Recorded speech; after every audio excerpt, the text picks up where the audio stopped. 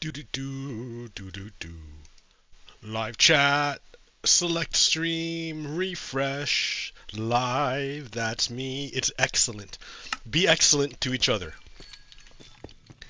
Be excellent to each other. That's a difficult commandment. That's difficult, especially in today's climate, right? All right. So I'm going to So yeah, that's the Statue of Liberty, but that's no Statue of Liberty. Come on, let's be real.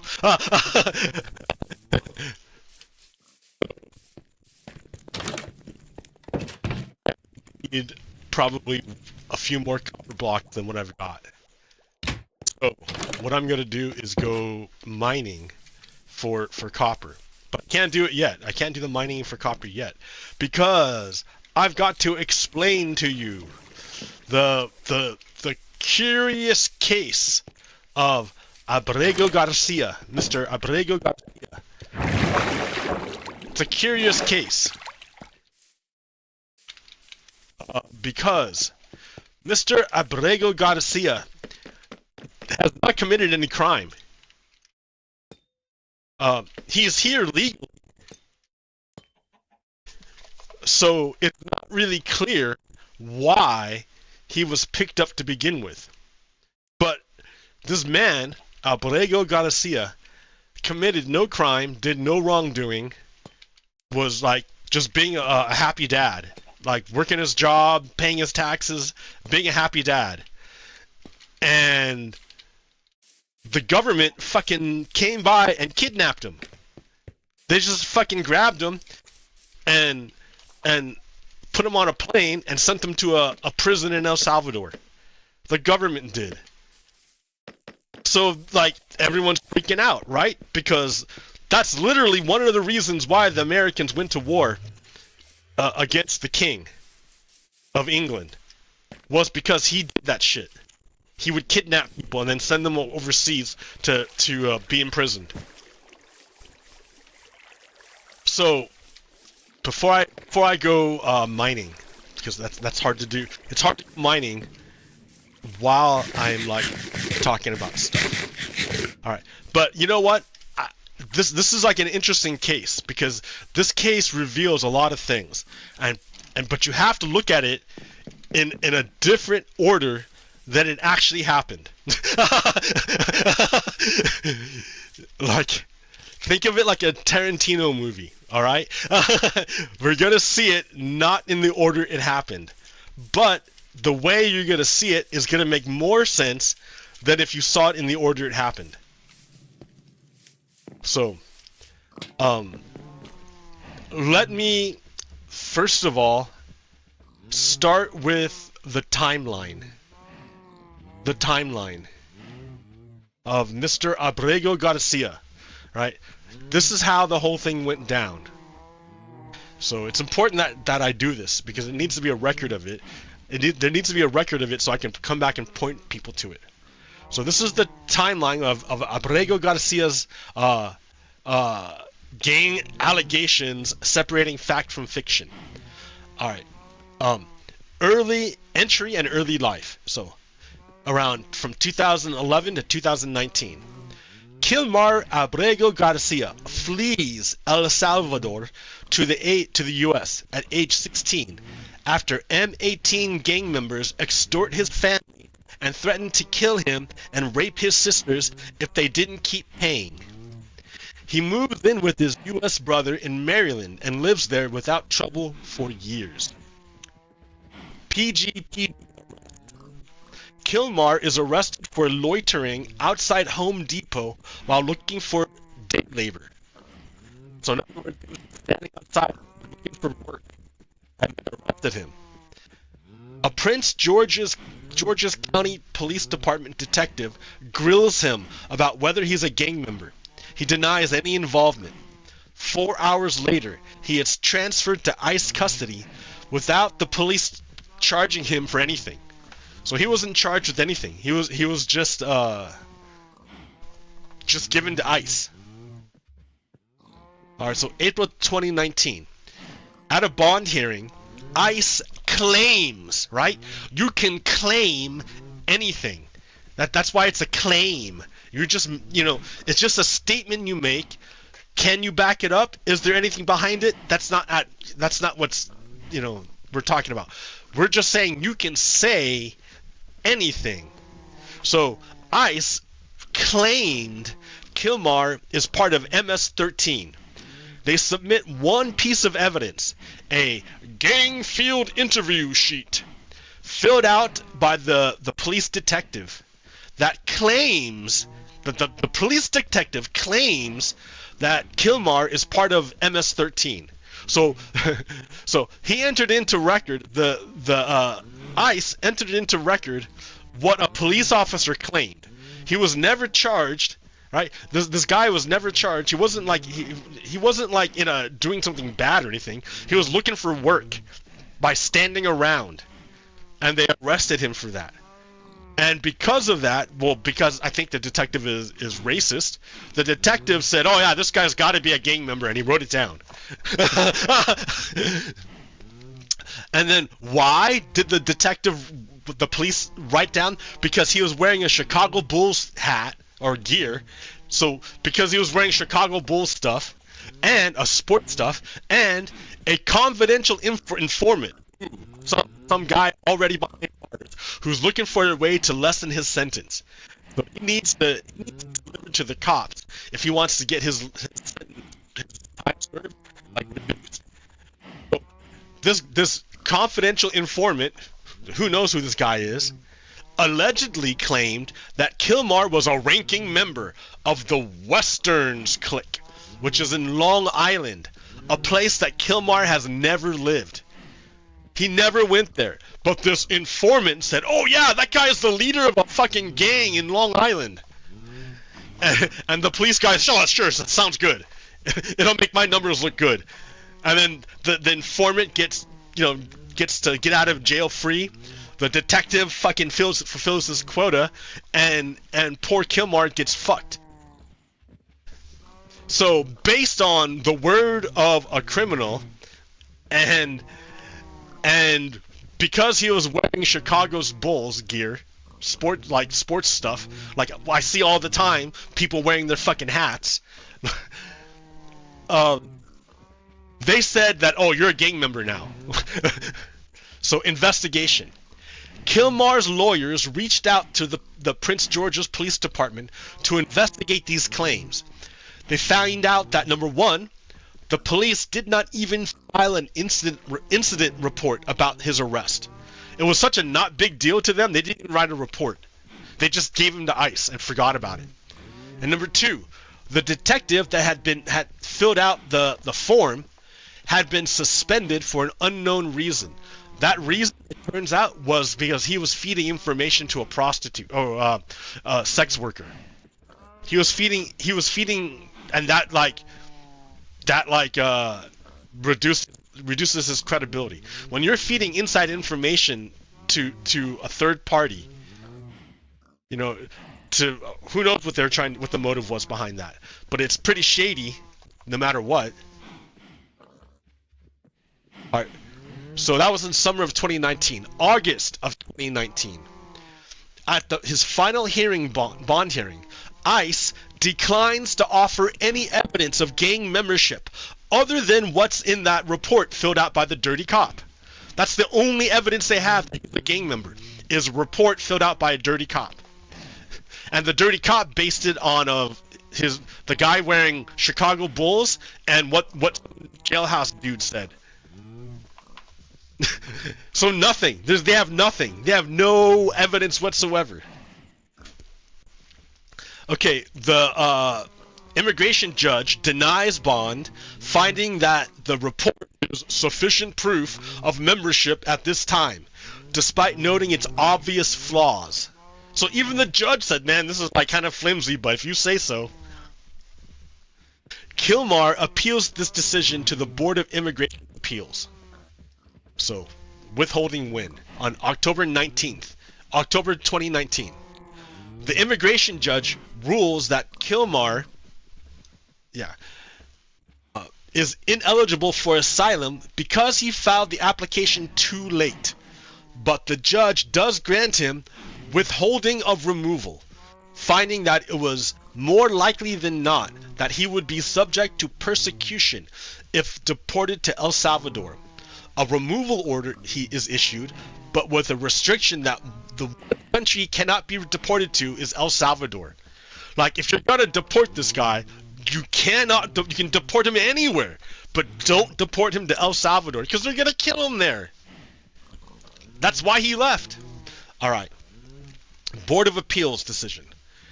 Kilmar appeals the bond decision to the Board of Immigration Appeals.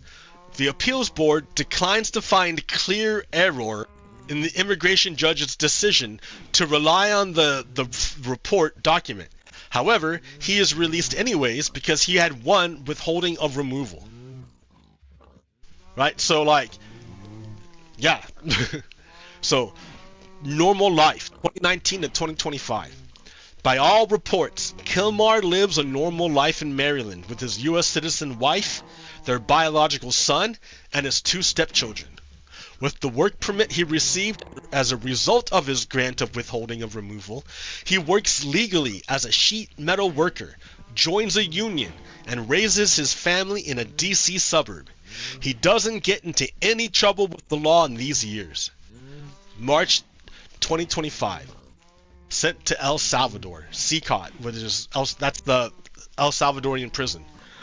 On March 12th, 2025, ICE HSI agents arrest Kilmar in his car in front of his son. 3 days later, he's transferred to Texas, where, thanks to an admitted administrative error, he is put on a plane to El Salvador and sent to an El Salvadorian prison. So this is true, right? The government admitted they made a mistake when they sent him overseas. When they arrested him and sent him to a prison, they admitted in a court of law that that the government made a mistake. All right, so that's the basic background of Kilmar Abrego Garcia. Right? He was a normal guy living a normal life, not causing any problems, working, raising a family, paying his taxes, being a benefit to his community. When these government agents show up and fucking kidnap him. They just kidnap him. And they find out, oh yeah, dude, we made a mistake. But they did it anyways. Not only did they make a mistake, they did it against the judge's orders. A judge ordered them not to do that, and they did it anyways. So, that's the first part. The next part, which is going to be the hard part. That part was easy, what you just did, right? So the next part is, a judge ordered the Trump administration to quote, facilitate the return of Abrego Garcia. What does that mean, to facilitate the return? The same way that the U.S. government facilitates the return of Americans kidnapped by Russia. Russia uses kidnapped people as ransom to get back their criminals from the West. So it happens all the time, right? Brittany Griner is like the famous example. So, but they've done it a bunch of times. They've done it a bunch of times more since Brittany Griner. You would think that Americans would know better than to go to Russia, but they keep fucking going there and then holds them in prison and then says, unless you give me back my criminal, I'm gonna fucking put these Americans in prison for life. Horrible conditions. Anyways. So I know that America can do it. They get fucking Russia to do it.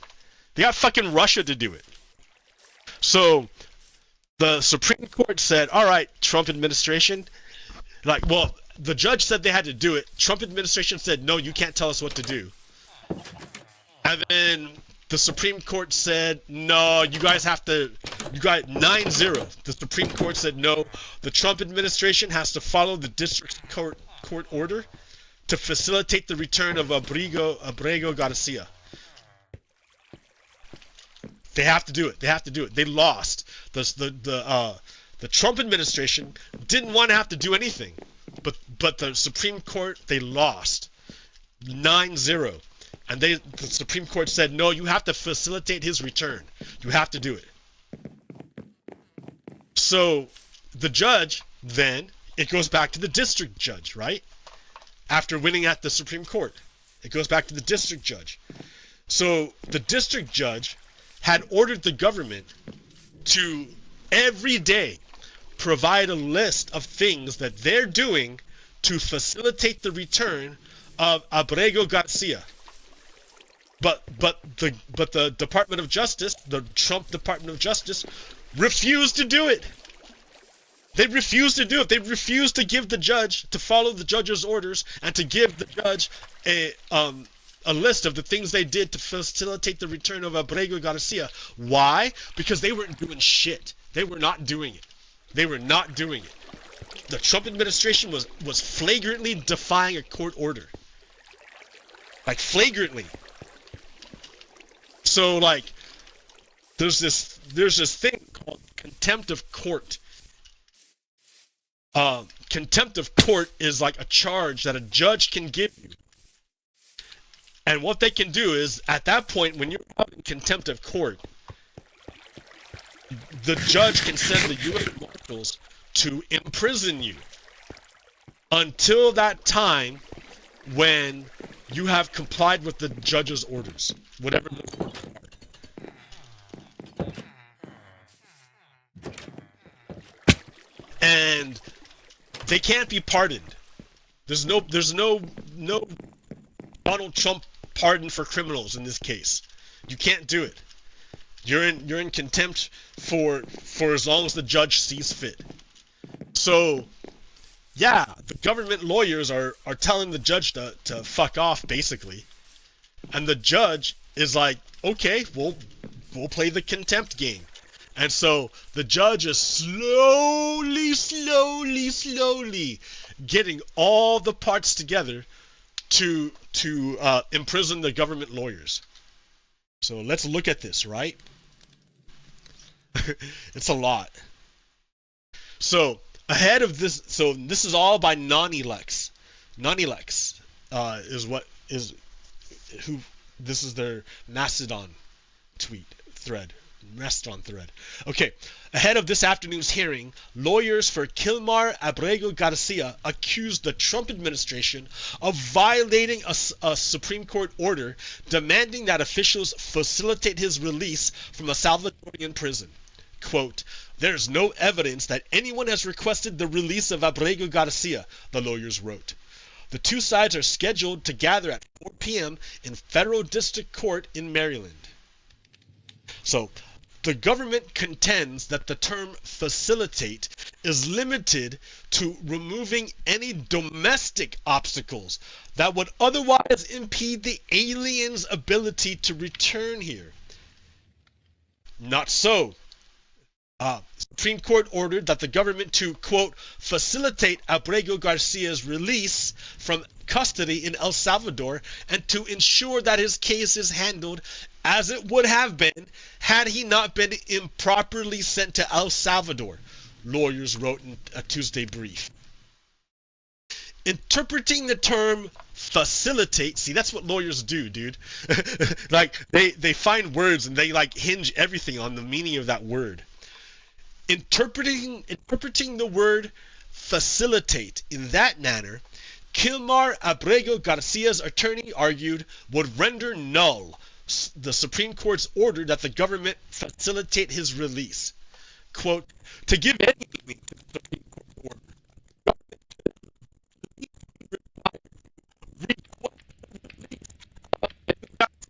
all you have to do is ask. Just fucking ask. Ask for him back. That's all you have to do. That's all you have to do. And they won't do it. The government won't do it. To date, the government has not done so. They fucking won't do it. They just won't do it. That's what the term facilitate means. All you have to do is ask for him back. And I want you to give me a record of what it was like to ask for him back. That's what the judge ordered. And the government won't do it.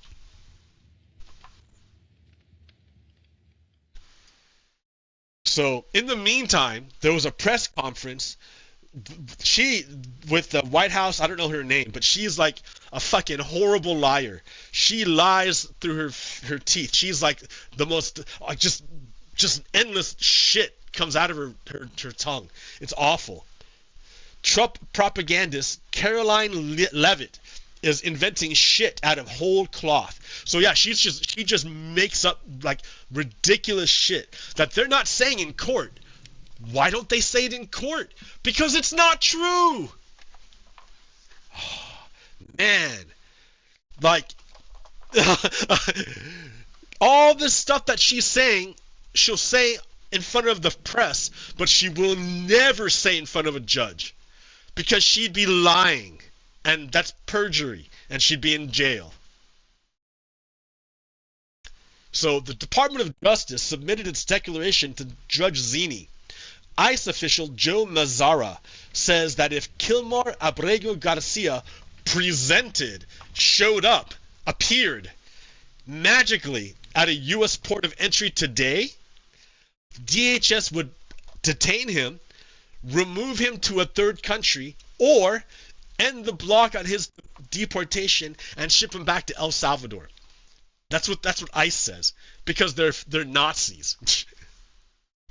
So that is what they're claiming now is the reason for why they won't facilitate bringing him back to the United States. The government's saying, well, Judge, the reason why we're not following your orders and we're not asking for Abrego Garcia to come back, because if he did come back, if he were back, we would just kick him back out again. That's so he's like, why should we even do it? That's the government argument. We're not going to follow the order because we would kick him out anyways, is what they're saying. Okay. The Department of Justice hasn't provided any new information on Abrego Garcia. Abrego Garcia's lawyers say there's no evidence the Trump administration has done anything to comply with the court's order to facilitate his return from El Salvador. They want depositions, interrogations, and documents. The judge says, every day Abrego Garcia is in an El Salvadorian prison is a day of further irreparable harm. Every day he spends in prison is a day he can't get back. The judge says, if not this court, then who to engage in the process? It's a process that is in the roots of our Constitution. So we have to give process to both sides. There will be no tolerance for gamemanship or grandstanding. So she's warning both sides, like we're gonna keep it cool here. We're just gonna stick to it. So Judge Zini said, or asks the Department of Justice what he would take away from the Oval Office's meeting yesterday, because yesterday the president Donald Trump, criminal fucking clown, orange fucking clown, met with the president of El Salvador in the Oval Office. So that was like the perfect time for Donald Trump to comply with the order from the Supreme Court. All he had to do was ask, hey, President fucking whatever his name is from El Salvador, will you give back Abrego Garcia? Please? That's all he had to do. And Trump instead did the opposite. Instead, Trump said, hey, I want you to build 5 more prisons because we're going to send you American citizens next. So Donald Trump is preparing to fucking do ethnic cleansing in the United States. Like he's telling you right now. So the judge asked the Department of Justice lawyer what he would take away from the Oval Office meeting yesterday, where Donald Trump had the chance to do it and he didn't. The judge doesn't think it counts as evidence. He's like, that's not really evidence. The DOJ lawyer says he shows a position of El Salvador. They don't want to release terrorists, quote, quote, terrorists, because that's what but but uh, but the judge said, if I make a finding of contempt, it will be based on record before me, and I don't consider the transcript you gave me 15 minutes ago to be sufficient. So they tried to the government tried to say, look, the governor doesn't, the president doesn't want to take terrorists. And the judge is saying, no, that's not good enough. Judge says, the question is, what have you done to facilitate Abrego Garcia's release, and what are you doing to ensure that his case is handled as it would have been had he not been sent to El Salvador? That's the question, but the government doesn't want to answer it. DOJ. Ascertaining the position of El Salvador is important. Also in the transcript of the Oval Office meeting is a statement of Pam Bondi, Attorney General, saying we would facilitate his return, but the judge interrupts.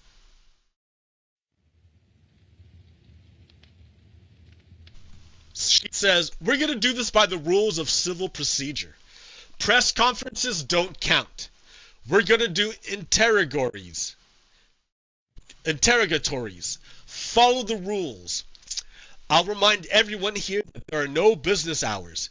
It'll be 2 weeks of intense discovery. Once we have the record, we'll take it from there. The Ensign. Transcript of Oval Office meetings sets forth evidence consistent with federal rules of civil procedure. Ensign now points to paragraph 9 of the declaration by government official, which it submitted earlier today, regarding what would happen if Abrego Garcia presented at a point of entry. Above. The declaration said he'd be removed to a third country or back to El Salvador after rescinding withholding of removal.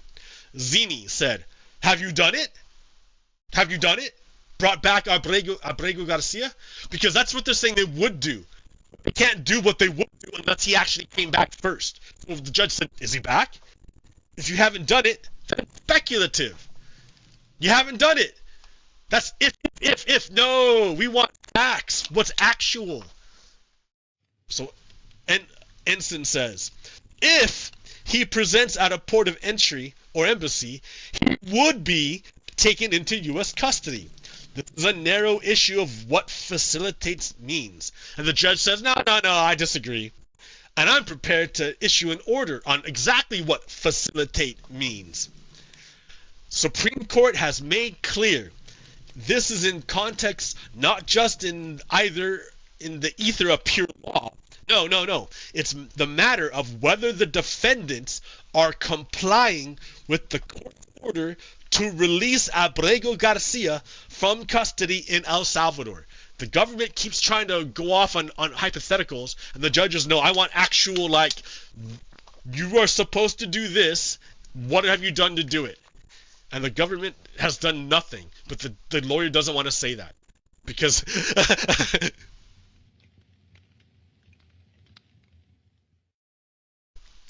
So then the judge says, the government has taken differing positions in the past of what facilitate means. It doesn't necessarily mean you have to gas up a plane, but you have done it before. Ensign brings up for appeal. We're just going to appeal this. And the judge says, the Supreme Court has spoken. There is, in my view, nothing to appeal. So in my view, now we do discovery. Now, do you wish to be heard on the scope of discovery? We're not talking about anything else. We're doing this. Now we're at the stage of discovery. No more arguing this bullshit. We're here now. The Department of Justice asked the judge to issue additional order clarifying the scope of her temporary restraining order. And the judge said, it's not that hard. The Supreme Court has spoken. Let's talk about what the Supreme Court has unequivocally deemed to be lawful. You made your argument there, and now this is about of the remedy. We're going to do it in a targeted way, but we're not going to take a whole lot of time doing it. Discovery. So the Department of Justice, oh, we made clear the court doesn't have the authority to make requests of the executive. And the judge shut that shit down. I'm not doing that. There is so much daylight between that and what's happening here. Nobody is telling the executive what to do in foreign affairs. Nobody's telling them that they have to make treaties or they have to like sign documents with a foreign country. Nobody's saying that. They're saying you need to facilitate the return of this guy and you have to document what you've done to do it. And you've done neither. Just facilitate mean. Ask for him back. And then write down, we asked El Salvador to bring him back, and then show the judge that. That's all you have to do. And they won't do it. To talk in generality is simply delaying the process. That's what Trump does. Donald Trump delays. That's why he's president right now, because he managed to delay all his court cases except the Stormy Daniels one. That's the only court case he couldn't stop, and he got found. Well, two. It was the Stormy Daniels court case where he's found he's a felon now. He's a criminal. And the Jean Carroll case, where he was found to be a rapist. So, I mean, we know he's a criminal, right? He couldn't stop those court cases, but he stopped the January 6th court case. He stopped the Georgia case, and he stopped the Florida case. So, anyways, so the thing about the fascists is they're gonna always try to delay. So the judge is like, no, I see that what you're trying to do, you're trying to delay. You're trying to delay the process we need to go through to determine whether you've done what you can in good faith to comply with the order, right? The question before us is, what did you do did you ask the El Salvadorian government? And if you did, where's the report of you asking? You can't even do that, can you? and then the government says, oh, I disagree, it's about generalities. The plaintiffs have specifically asked court to compel government to ask El Salvador for his release. And then the judge says, no, let's actually go back to what the Supreme Court actually said. What Supreme Court said was squarely in my power. And my view, you have not fulfilled the mandate I've issued. The Supreme Court already said that I was correct. That's why the judge is acting like this. Because the Supreme Court already decided this. This is already decided. So I'm telling you, you haven't done your duty. So now we're going to start moving to contempt. And then so part of the contempt is doing the discovery to make sure that we know exactly who's the person that did not follow the order. And then those people can go in jail. Okay, government says, he repeats his view that there are pure issues of law at play that do not require discovery. And Zini says, okay, I give you my order and you can't object. This is what district courts are authorized to do, discovery. Courts are referees. I will issue a written order setting out why I think expedited discovery is warranted. It'll happen over 2 weeks. You'll have opportunities to respond, etc. I'm also going to issue a written letter how you'll get expedited review in this process. If you meet and confer it isn't workable. If everyone is operating in good faith, it'll get done in 2 weeks. If not, that'll be a fact in itself for court to consider. So, depositions are to be completed by Wednesday, April 23rd. Any impediments to that? The Department of Justice says, well, we understand what you're saying. Not that they'll do it. They'll just say, oh yeah, we understand you. And the judge is like, so that means no impediments? And the Department of Justice says, well, we don't know about that.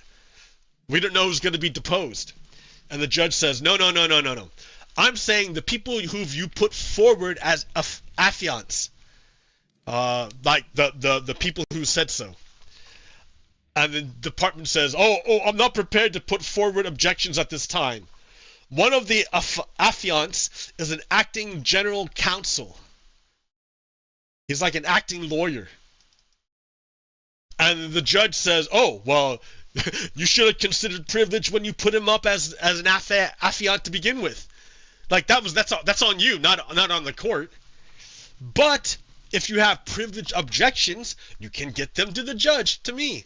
But any issues for producing deponents for deposition?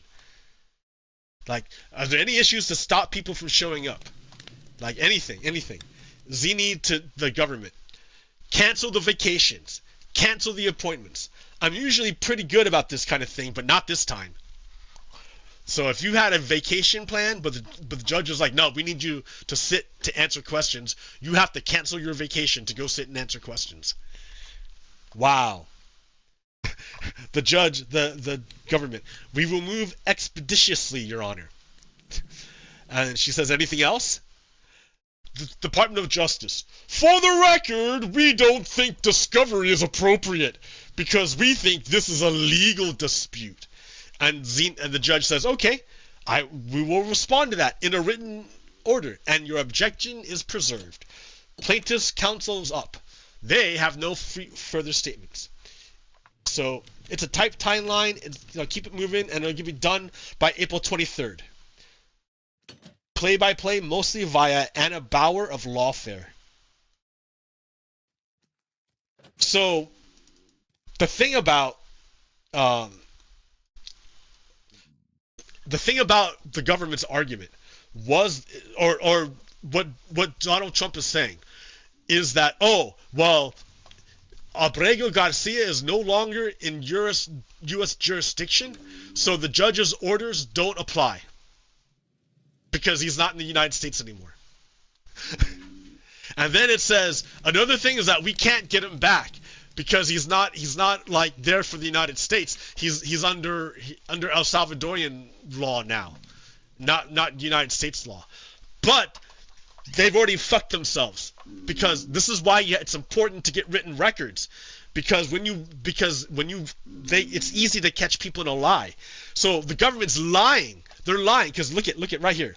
This should end the bullshit debate about who has the authority to get Kilmar Abrego Garcia out of El Salvador. Judge Zini's Tuesday order cites text in the written agreement with El Salvador showing U.S. control, that detainees are kept in CCOT pending the United States decision on their long-term disposition.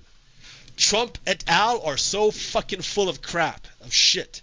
So look at in this. It says, the request for discovery is timely in that defendants have not yet complied with the court's directives, and Abrego Garcia appears to remain inexplicably detained in CCOT. Number 3, right? Footnote number 3. So you go down here to footnote number 3. Pending the United States decision on their long-term disposition. So the United States still has custody and control of these people pending the decision for their long-term disposition. They haven't made a decision yet. So of course it's under the United States control whether or not Abrego Garcia rots in an El Salvadorian prison. It's entirely in the United States control. The only thing stopping the United States from bringing him back is the United States. Their contempt of the court order. That's it. So all of that was important, right? All of that was important because you had to understand what's happening. Abrego Garcia was here legally, lawfully, not committing any crimes, not part of a gang, not doing anything wrong. The government admitted it was a mistake, an administrative error, to arrest and deport Abrego Garcia. They admitted it. They admitted it already. They still have custody of Abrego Garcia per the fucking written agreement between El Salvador and the United States. So the United States still has custody. All they have to do to comply with the court order is to ask El Salvador to return Abrego Garcia, and then write down that they asked him, and at what time, and at what date. That's all they have to do. And then give that to a judge. That's all they have to do. And they won't do it. They won't do it. So understand that they lost the Supreme Court case. They lost all the court cases. They lost. It's over. They lost. They have to bring him back. And they refuse to do it. In other words, the Orange Cloud administration is defying the law, breaking the law, in order to remove people. To remove people from the country and send them overseas for pretend offenses, which is like a line straight from the Declaration of Independence. So now that you understand that, let's go backwards a little bit. Now there was that meeting, remember, between El Salvadorian president and Donald Trump. Did you watch that meeting? Probably not. But I have it right here. Let's watch it while I go mining for copper. That way we can watch it together.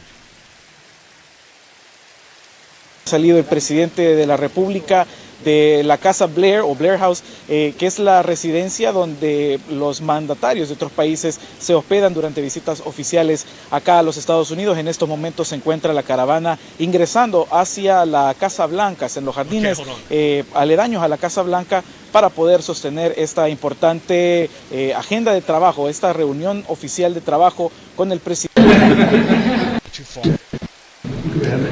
Para que incluso los... Okay, this is very interesting because this is a stream from a Hispanic network, not from the Anglo networks. So it's gonna look a little bit different, and their feed was fucked up. So there's gonna be parts where it's choppy. But I want you to see what happens before the TV Western network or the Anglo networks get in on it. Check it out. Presos de acá en Estados Unidos, personas que pertenecen a estas estructuras terroristas, puedan ser recluidos allá debido al ambiente de seguridad que se vive. Vamos con la señal hasta la casa. Ready close. Ready set. Ready face. Forward march. Why didn't Donald Trump jerk him with the handshake like he did everyone else? Maybe because he's getting old.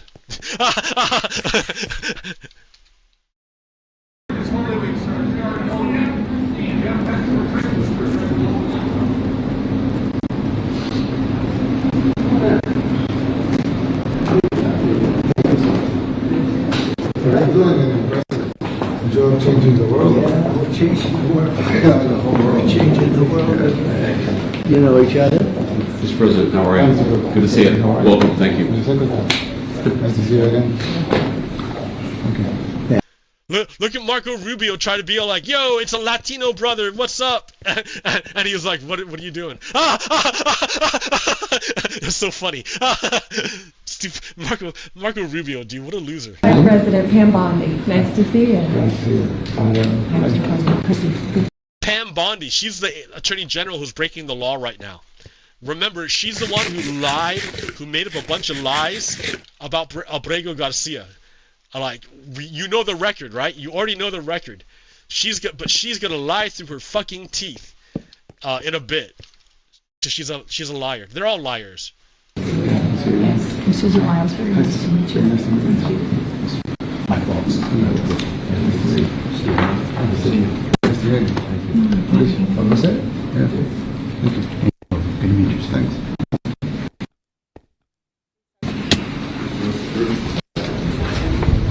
Great to be here with you. Thank you. That's good. I had no idea you were going to do this good. Well, I said, I think I got it very smart. Yeah, no, it's very small. It's easier, right? What are you doing now? ¿2 años? have it.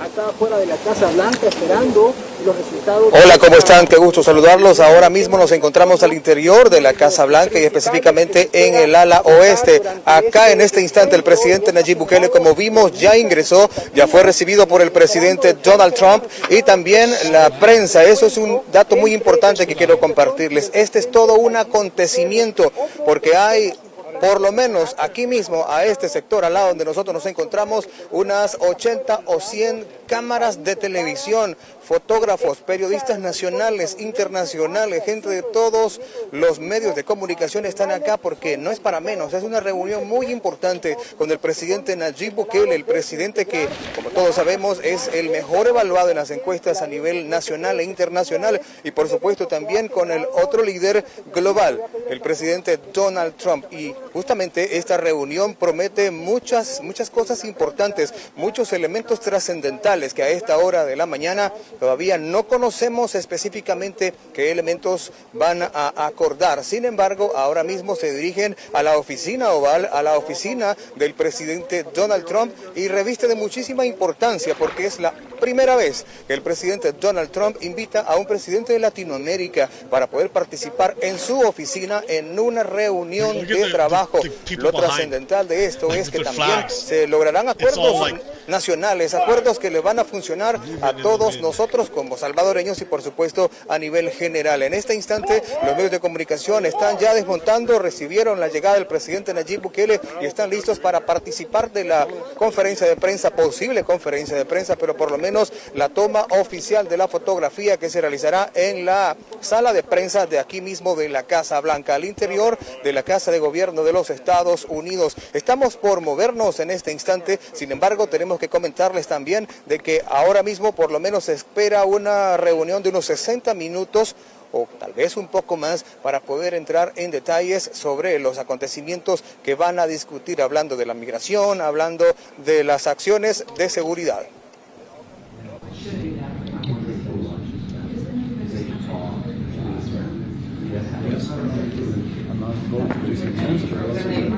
Demanded the people wanted to change everything, and they wanted. He demanded they love you, they love what you do. You know, I'm not feel supported. I want him to do, you know, for homegrown criminals next. Yeah. I said, homegrown's the next. So this is the first time we hear Donald Trump's plan to send American citizens to El Salvadorian prisons. That's the first time he mentions it. Like, the thing is that, does he really mean criminals? Because Abrego Garcia is not a criminal. Yet he's in an El Salvadorian prison. Oh shit. Oh shit. So when Donald Trump says, I want to send criminals, quote, quote, he doesn't really mean criminals. He means brown people or black people. He means not white people is what he means. He wants to imprison not white people in foreign prisons for no reason, for other than they're not white. That's what he wants to do because he's a fucking racist. Donald Trump's a racist. I mean, like, he just told you, right? Believe your ears. Believe it. Homegrown, you got to build about 5 more places. Yeah, that's fair. All right. They laugh. It's not big enough. No, yeah. Come on. So this is a much different office than you remember. Look, this is done. Oh, you know what we'll do? Steve, you want to pull that curtain? He's appropriate to do it because he's doing such a good job. They're not showing us. They don't show us what he's looking at. Look at that. Yep, that's the original. Wow. There are 3 of them. I don't know what he's. They won't show us what he's looking at. Because the light. Yeah, so you have to cover it. Right? Yeah, well, the light Museum say light. affects it. I don't know if that's true or not. It's true. It's true. They certainly tell me it is. Yeah. Come on. Like, what a fucking dumbass, Donald Trump. What do you mean they tell me it affects it, the light? Of course it does, you dumbass. Haven't you ever seen old shit that was out in the sun? Man, Donald Trump is so stupid. I can't get over how dumb he is. We even put liberals in. Oh, well, he was 4 times there, like you.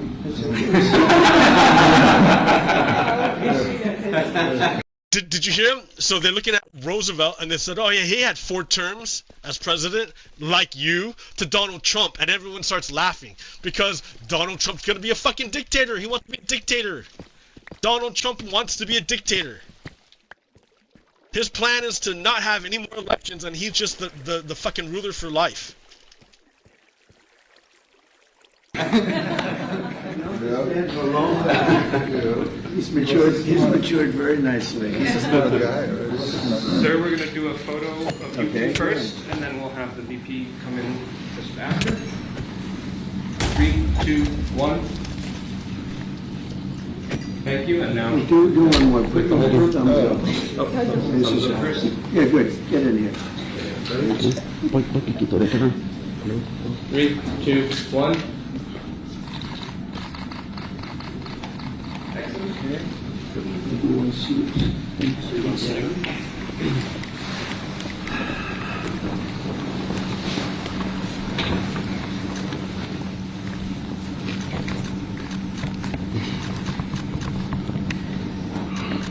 Thank you. Okay, go ahead. Take it. Man, look at these stupid photo This is ops. your dude. man, Just right? make photo ops.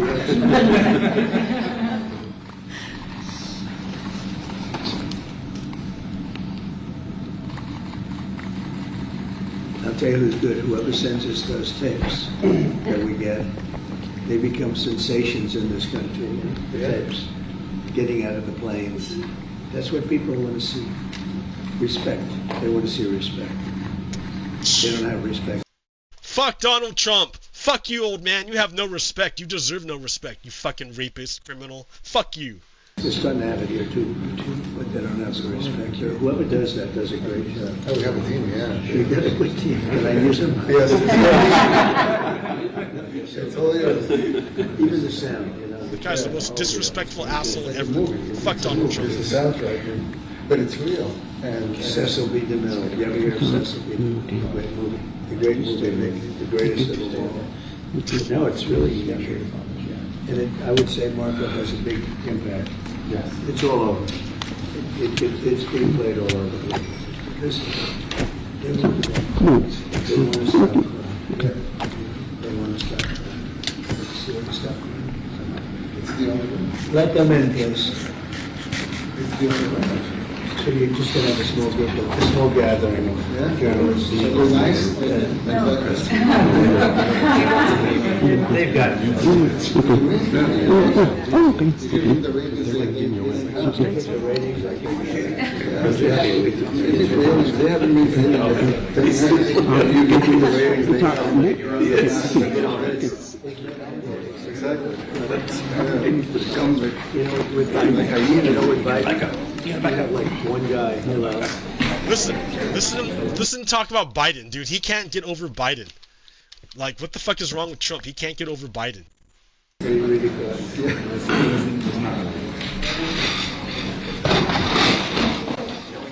Careful, watch the Oval Office. Watch the Resolute desk.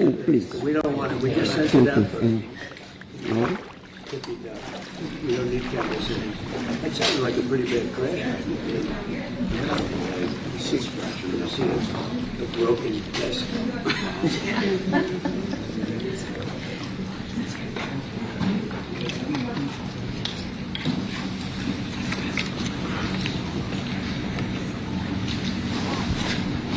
Well, thank you very much. It's an honor to have a friend of mine because we went through this together and got along very well for my entire period of time.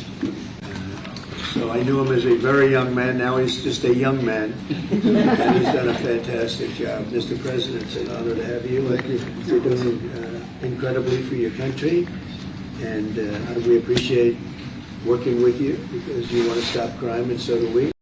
So notice how he doesn't say the guy's name. Like, I forgot the guy's name too, though. Like, but yeah, doesn't say the guy's name. Doesn't even say his country. And then the other question was, oh, we want to solve crime. The problem is that there's no crime in the United States. Like, crime is at, like, one of the lowest levels it's been in decades. Like, crime has been on a downward trend for a really long time. It went up real quick for COVID, but it started creeping back down again.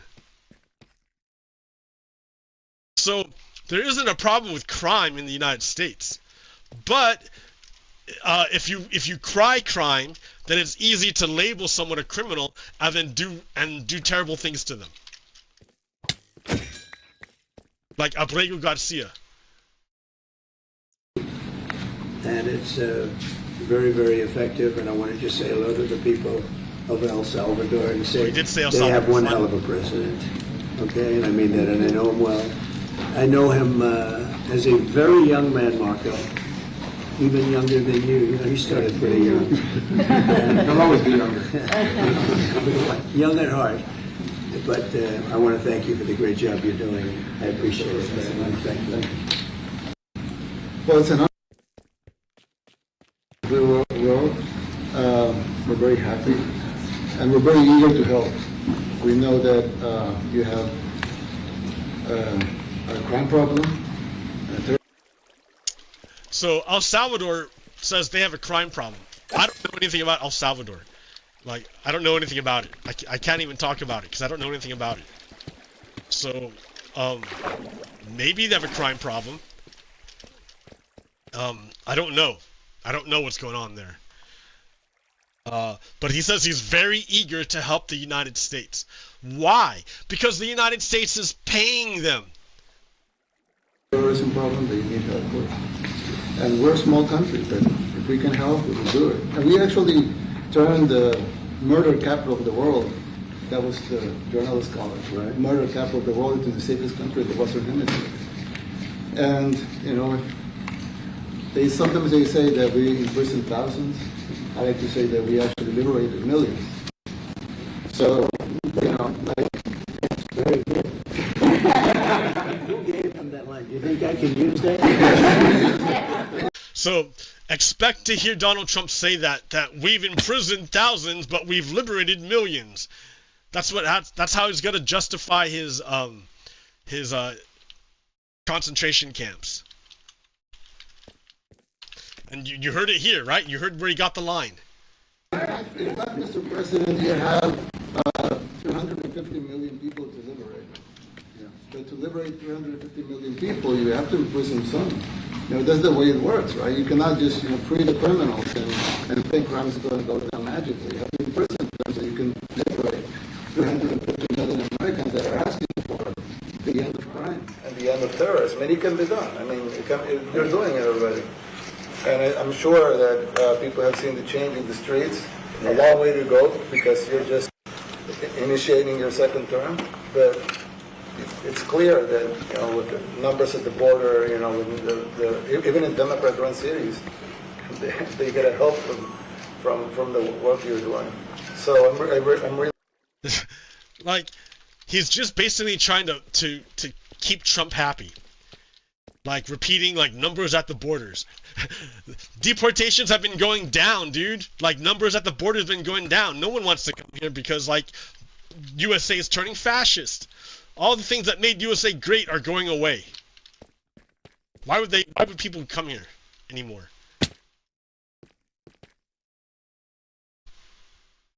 But yeah, the El Salvadorian president right now is saying whatever he can to please Trump, but because the problem is he's just a prop. He's at a press conference and he's not going to answer any questions. Nobody's going to ask him a question. He's just sitting there. He was invited for the White House to sit around and make Trump look good. That's the whole point. Really happy to be here, honored, and eager to help. Well, we had a terrible thing happen. We had an administration that allowed people to come in freely into our country from nothing. So he's just bullshitting right now. Because it's, like, the borders were never fucking open. There were never open borders.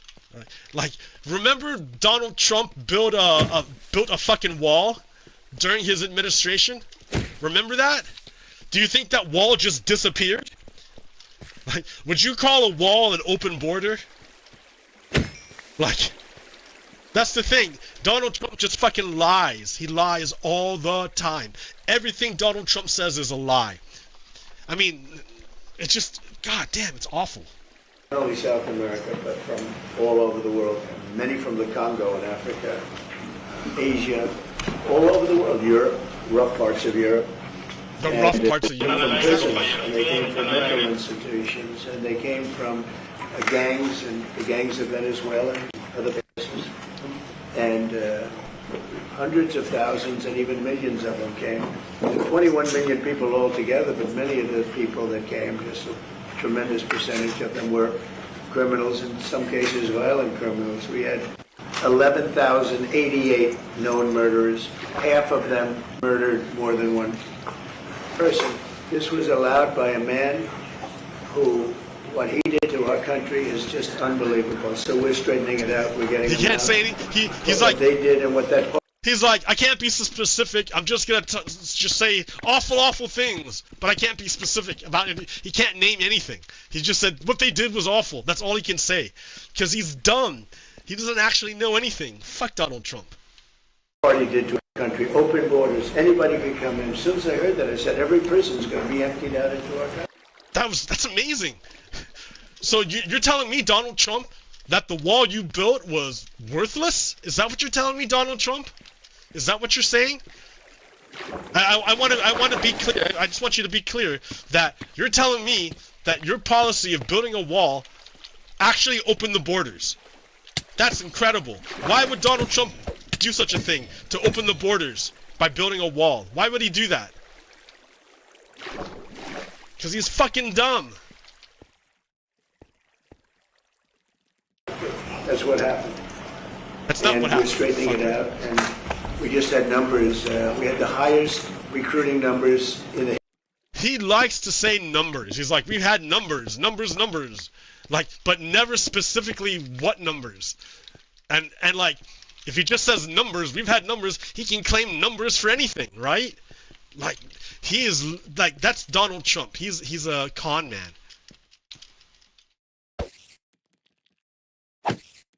Like, his whole point is to be slippery. His whole issue is to be slippery. History of our country going into police departments. And a year ago, we had the lowest numbers. You couldn't hire The biggest change. Nobody's From ever the lowest to the highest. And the military now, Marines, the Army, Air Force, Coast Guard, every slot is, I mean, we have the best numbers we've ever had. Numbers. The best numbers. That's all he says. And we've never had anything like it. We had records on at every single level. But just very records, important, numbers and records. The policemen are joining forces now. That He sounds so dumb. We're having a hard time with police because we weren't protecting our police. Yeah. And we cherish our police. The police are great, and the firemen and everybody else. Right? He cherishes police. That's why he pardoned all the January 6th insurrectionists who killed 5 police officers. Maybe not directly, but indirectly, for sure. So, he's full of shit. He fucking hates... The only time he likes police officers is when they enact white supremacy.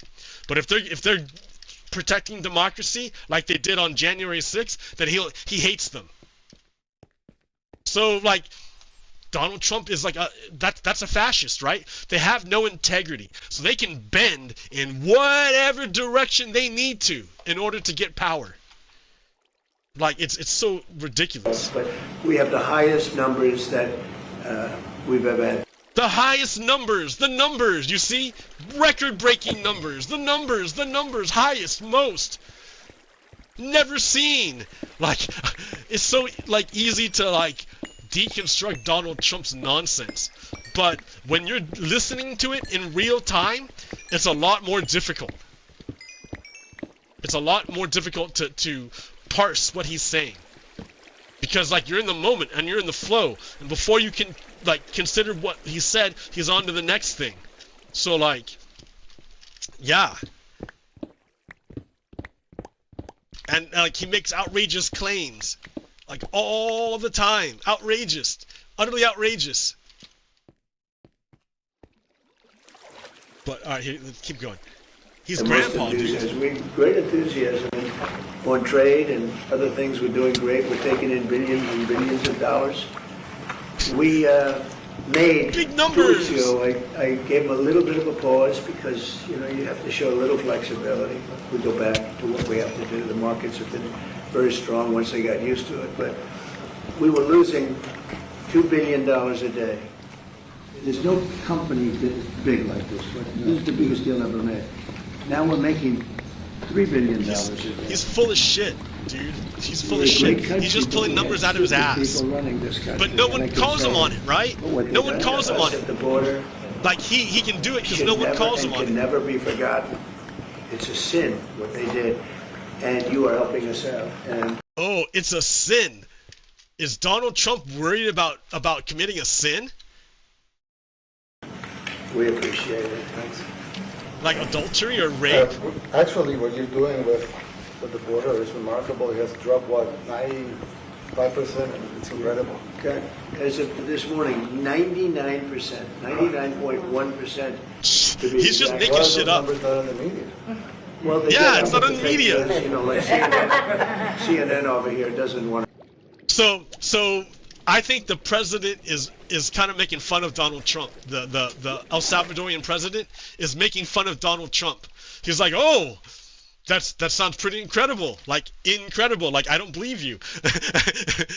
Like if all these big numbers are true, why aren't they on the news? And Donald Trump is like, oh, because of CNN.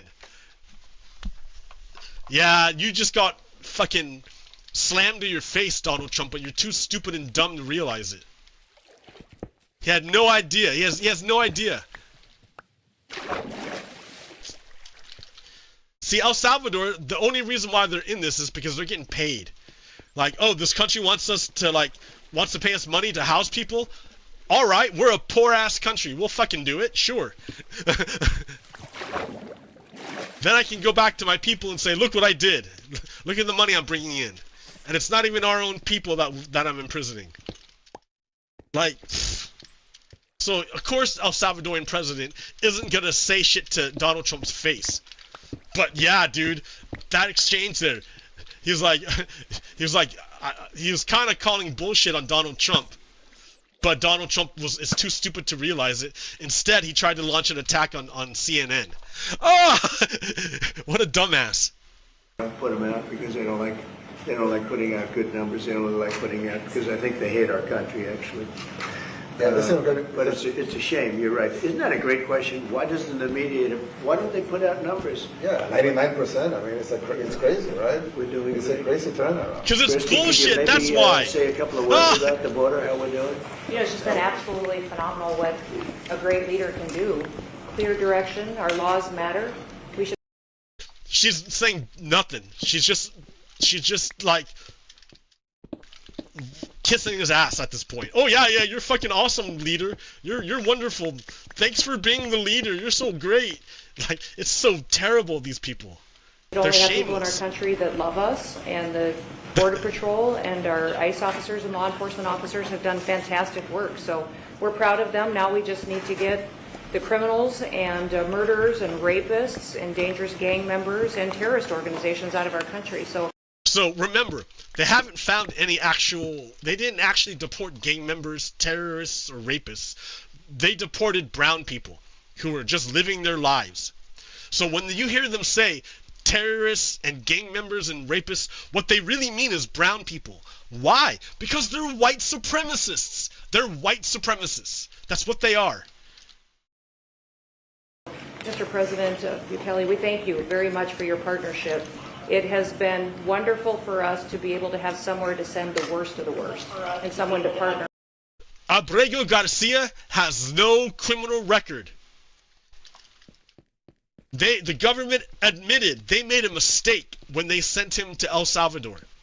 How can they say that he's the worst of the worst? Do you see what I mean? It's not really about the quality of the people. It's about their skin color. They're not Anglo-white. They're not Northern European. So they're the bad people. that we just make up shit about. Like, so it gets worse. And we'd like to continue that partnership because it's been a powerful message of consequences. Mr. President, you wanted people to know that there was consequences if you break our laws and harm our people and endanger families. And but there aren't, not for Donald Trump. That's exactly what he did. That's exactly what he did. Donald Trump is a lawbreaker. Like, so to hear a criminal talk about law, you know it's a bunch of bullshit. Because he's literally a criminal. Donald Trump is literally a criminal. Literally, he's a felon. Like, oh my god. But I guess America failed the IQ test, I guess. And this is a clear consequence for the worst of the worst, that we have somewhere to put them. Thank you very much. Yeah, we even had this gang member from Venezuela, one of the ones you sent, and we interviewed him just, to get some information, etc. from them. And he said, oh, I got arrested 6 times, but they released me the 6 times, so it should be released again. And then we said, well, what's the last thing you do? And he said, well, I shot a cop in the leg, but I didn't kill him. I just shot him in the leg. And we're like, this guy was arrested 6 times here in the United States, 6 times. He was released 6 times, and in the he was released 5 times, and the last time he was sent to El Salvador, right? So he's not getting a release, but... So I don't know about what guy is talking about, or anything. Hold on a second, let me get out of here. But I do know... Oh, where'd it go?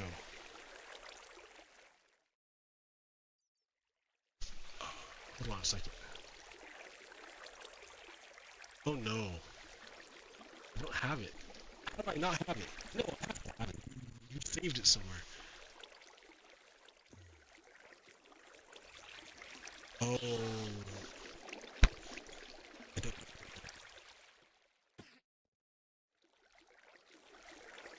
Oh, wait a minute, here.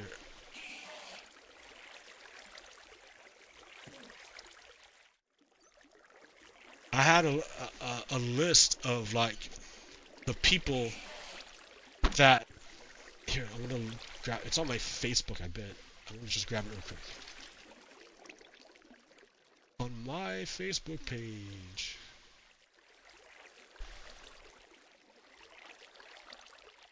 Dude, super slow. Because I'm using all my bandwidth right now to stream. Go to my Facebook page, go to me. I posted it there. Where'd it go? There it is.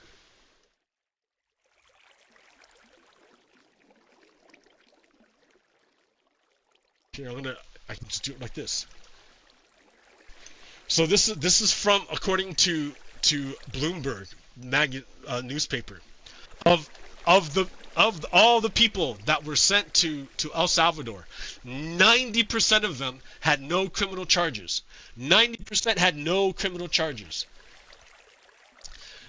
And then, like, a big chunk were, like, unconfirmed charges. And then the next biggest chunk was just people from, like, that were, like, illegal immigrants. That was it, because they were migrating. Of those, 2 were charged with human smuggling. Only 5 were felons, and 3 were misdemeanors. So the vast majority of people that Donald Trump sent to the El Salvadorian prison were not the worst of the worst. Right? When they say things like that, what they mean are brown people. Brown people. Because they don't want brown people. They're racist. This is literally white supremacy empowered. Alright? We're watching white supremacy empowered.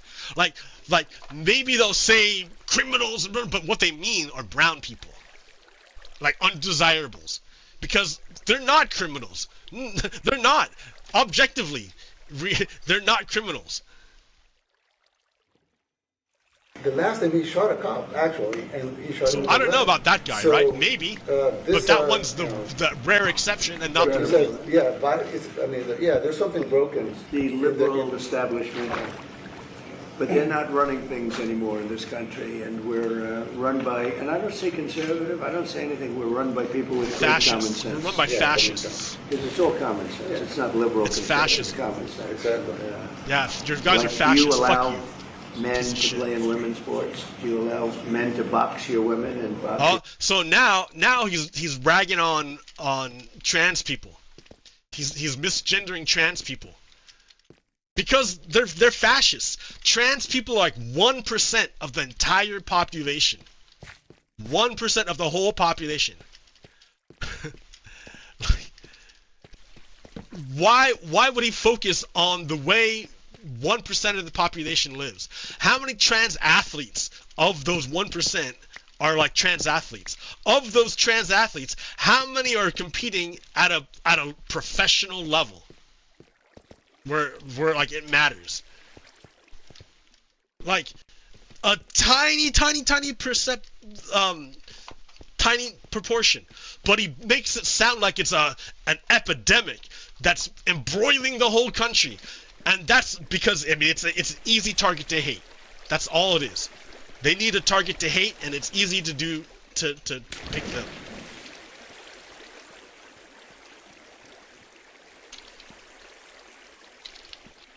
Yeah, because they're Nazis. They're slavers. However you want to put it, that's what they are.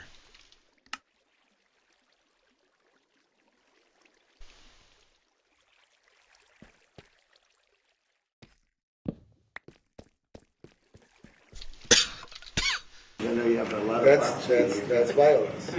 That's abuse. Violence against women. It's abusive. It's like, see, this is what fascists do. They just like fucking make up shit. How is trans athletes competing? How is that violence? How is that violence against women? Like, they're just making shit up, right? In order to demonize another group that they don't like.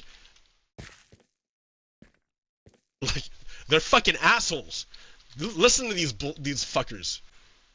But we have people that fight to the death because they think men should be able to play in women's sports, and some of those sports it wouldn't matter much. Yeah, dude, shut up, But dude. it still You're matters. dumb, But Donald some Trump. of them are very dangerous for women. Some years ago. Fuck off, Donald Trump. You have no idea what you're talking about, a decade man. ago or so, He doesn't. women's He's like an movements orange were clown. wrestling So that we. Like, he already got clowned on by this El Salvadorian president. He was too stupid to realize it. Those laws were great because there were a lot of men abusing women. But now some of the same people are trying to backtrack on that and actually trying to make new laws allowing men to abuse women in sports. I have no idea what he's talking about. He's talking about something in El Salvador. I don't know what they do in El Salvador. Lifting records, right? Yeah. A woman gets up real slow. She's incredible. A guy gets up and beats her by 100 pounds. What are you going to Like, a record that hadn't been broken in 18 years. he's just making shit up, right? That's what Donald Trump does. He tells stories. And you believe it because it confirms, or people believe it because it confirms their biases. But he's full of shit. And I don't like There's talking nothing. about it because I He want to can't be save it for specific just at before all. the next election. I said to my people, don't even talk about it because they'll change. Yeah, he's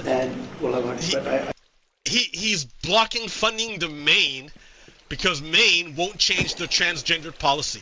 So he's full of shit there too, where he says don't talk about it. They won't shut up about it. They won't shut up about trans people. Like, that's like the #1 thing for the Nazis, for the right wingers, is to hate on trans people. It's like what they bond over is hating on trans people. Like that's the thing about Donald Trump. He just fucking lies all the time. He has no integrity. He's a criminal. He's a rapist. Like understand who Donald Trump is. Like, I understand maybe some people voted for him, right? Maybe some people got tricked. Maybe they like criminals and rapists. Like, maybe they're white supremacists too. I don't know, but that's the way it is.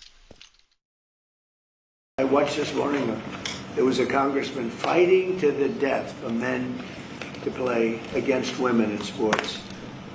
And see, like, he's just mischaracterizing stuff, right? He's misgendering people to show his bigotry. It's a dog whistle to let other Nazis know that you're around. That's what they're doing, right? Because they're Nazis. They're slavers. Like, there's nothing good about these people. They're the worst of the worst.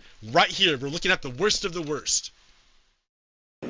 You say to yourself, why? What are they doing? What are they doing?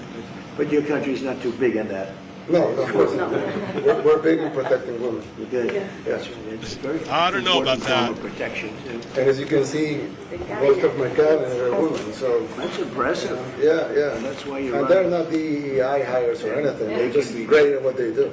Right? That's right. This is very impressive. Yeah, this is a first. So, did you make that? Did you catch that? His little racism? Did you catch that? He said, "Oh, they're not DEI hires." Well, what do you mean, dude? They're women, right? Like what? Like he said, they're not DEI hires. They're great at what they do.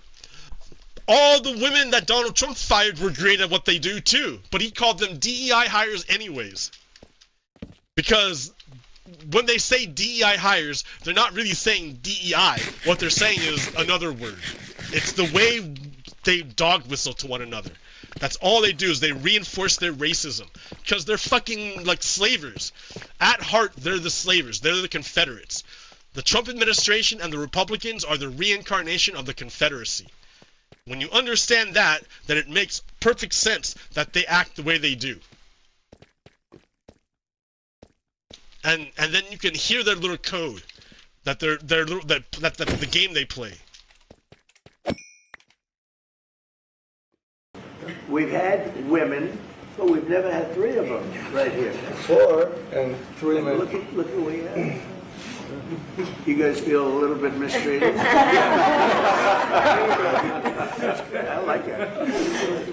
We've been advanced. I've been very advanced in that regard too. We have Pam, who's been so fantastic. And Christy. And the most powerful. All of these women are shit. They're terrible. Not because they're women, but because they're incompetent. They all suck at their job. Their only position is to say yes to Donald Trump. That's it. So, like, yeah, none of them are hired for their expertise. They're all hired for their loyalty to Donald Trump. So it's like the opposite. Donald Trump does the opposite of DEI. He does like the HIE, homogeneous, inequitable, and exclusive. Woman, they say. I know, exactly. They're all afraid of Susie Wells. Most powerful woman in the world, according to magazines. What do I know? Yes. But I think she probably is. Yeah, she probably is. Yeah, she probably is. Congratulations. And you know Stephen, who's done such a great job. Yes, thank you, sir. We have great He's people. very famous too. Steven's So a we love Nazi. working with him. He really lets them have it. He's like exactly. really a No Nazi. games. No. It's very good. Steven's super Nazi. Do you have any questions, please?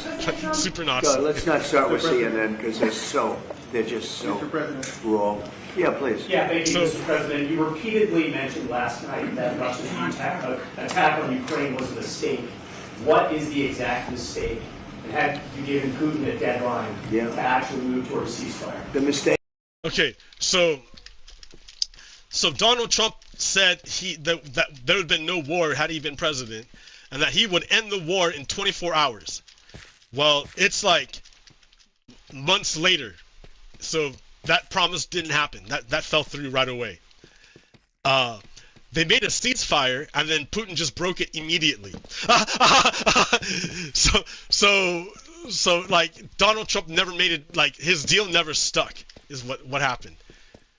Like Putin just fucking like lied to Donald's face about everything, and Donald just like sucked it up.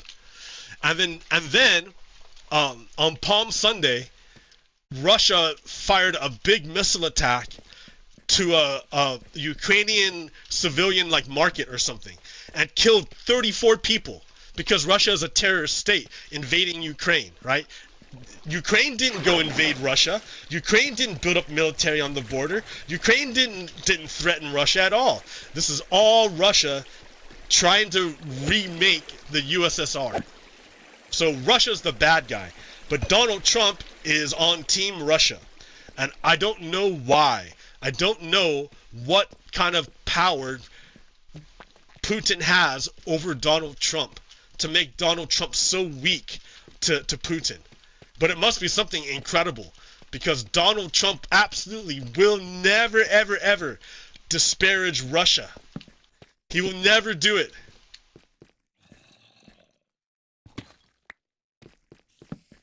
He's too afraid of incurring the wrath of Vladimir Putin to say anything bad about Russia. So Russia attacked Ukraine again and blew up a market. And the reporter's like Vladimir Putin's just fucking up your peace proposal. What do you say to that? And listen to how Donald responds. Was letting the war happen. If Biden were competent, and if Zelensky were competent. Oh, so Russia bombed a bunch of civilians and killed 35, and your answer to, wow, Russia just killed a bunch of innocent people is, Biden did it, Ukraine did it. That's your answer, Donald Trump? Holy shit.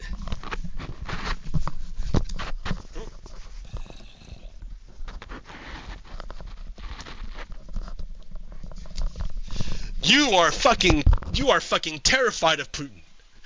Listen to this guy. And I don't know that he is. We had a rough session with this guy over here. He just kept asking for more and more. That war. I already did a show. The whole show, I broke it down. Zelensky didn't keep asking for more and more and more. He said, yes, I agree. I just want to know about the security guarantees. That's all he wanted. That's all he wanted. And Donald Trump wouldn't give it to him because the whole thing was a setup. It was meant to make Ukraine surrender. And Zelensky refused to surrender. So, yeah, Donald Trump is on Team Russia. So when he was asked about a Russian terror attack, he turned it on to make it sound like it's a bad thing about Ukraine. Or Biden. Do you see what I mean? He's on Team Russia. Should have never been allowed to happen. That war, I went 4 years and Putin wouldn't even bring it up. And as soon as the election was rigged and I was at... Oh, wait a minute, there's two things there. He said, I was there for 4 years and Putin didn't invade. Yeah, you remember why? Because Donald Trump tried to extort Zelensky and said, I'm not going to give you these javelins unless you open an investigation into Joe Biden. Not even open the investigation, just announce it. Remember? So because the original plan was between Donald Trump and Vladimir Putin was to force Ukraine to surrender and to become corrupt and so that it would be de facto Russian control of Ukraine. So Russia wouldn't have to invade, the government would just be corrupted and listen to whatever Russia says, like what's happening in Belarus. So Donald Trump is full of shit. He's on Team Russia. Probably is. Congratulations. And you know Stephen, who's done such a great job. Yes, thank you, sir. We have great people. He's very famous too. But we love working with him. He really lets him have it. Right? Yeah, exactly. There's no games. No. Very good. He knows. Do you have any questions, please? President Trump. Go, let's not. Oh yeah, the first CNN. one where he blames Ukraine. They're just so wrong. Yeah, please. Yeah, thank you, Mr. President. You repeatedly mentioned last night that Russia's attack on Ukraine was a mistake. What is the exact mistake? And had you given Putin a deadline to actually move toward a ceasefire? The mistake was letting the war happen. If Biden were So the mistake that Russia made was letting the war happen. No, he's trying to blame it on Biden because Donald Trump is a Russian stooge. Competent, and if Zelensky were competent, and I don't know that he is. We had a rough session with this guy over here. He just kept asking for more. Donald Trump just lies all the fucking time. You can't trust any word that comes out of Donald Trump's mouth. Whenever he tells a story, he's lying. Like he's incapable of telling the truth. It's kind of disgusting. There was no way that war should have been allowed to happen, and Biden should have stopped it. And you take a look at Putin. I'm not saying anybody's an angel. Biden sent them weapons. What has Trump done? Stop sending them weapons. So who's the one that's helping out Ukraine? It's not Trump, it's Biden. Trump is helping out Russia. You see? He can't help but like get caught in lies. But I will tell you, I went 4 years and it wasn't even a question. He would never, and I told him, don't do it. You're not going to do it. And it was the apple of his eye, but there was no way that he would have done it. All you had to do is lower oil prices. If you lowered oil prices, Biden kept the prices so high because he... How did Biden keep the prices high? Is Biden OPEC? Does Biden control the price of oil? Like, do you see what I mean? Donald Trump just lies in order to put responsibility on somebody else. He can't, like, he's just full of shit. Constant shit. He made it impossible to get it. If you lowered oil prices, you wouldn't have had the war. But you wouldn't have had it with me anyway. That war would have never happened. And I think it's a great abuse. So now what do? You get a country where 25% of its land is gone, and the best locations, where millions of people are killed. You know, you haven't reported accurately the death. And this was Biden's war, and I'm trying to stop it. This is Putin's war. This is Putin's war. The war can end right now. All that has to happen is for Russia to go home. This is the Russian invasion. Never forget that this is the Russian invasion. Donald Trump, being on Team Russia, wants you to forget that this is the Russian invasion. Donald Trump, being on Team Russia, wants you to believe that Russia is blameless and that the real problem, the real culprit is Biden or Zelensky. That's weird. Zelensky and Biden, they didn't invade Russia. They didn't expand NATO into Russia. They didn't do any of that shit.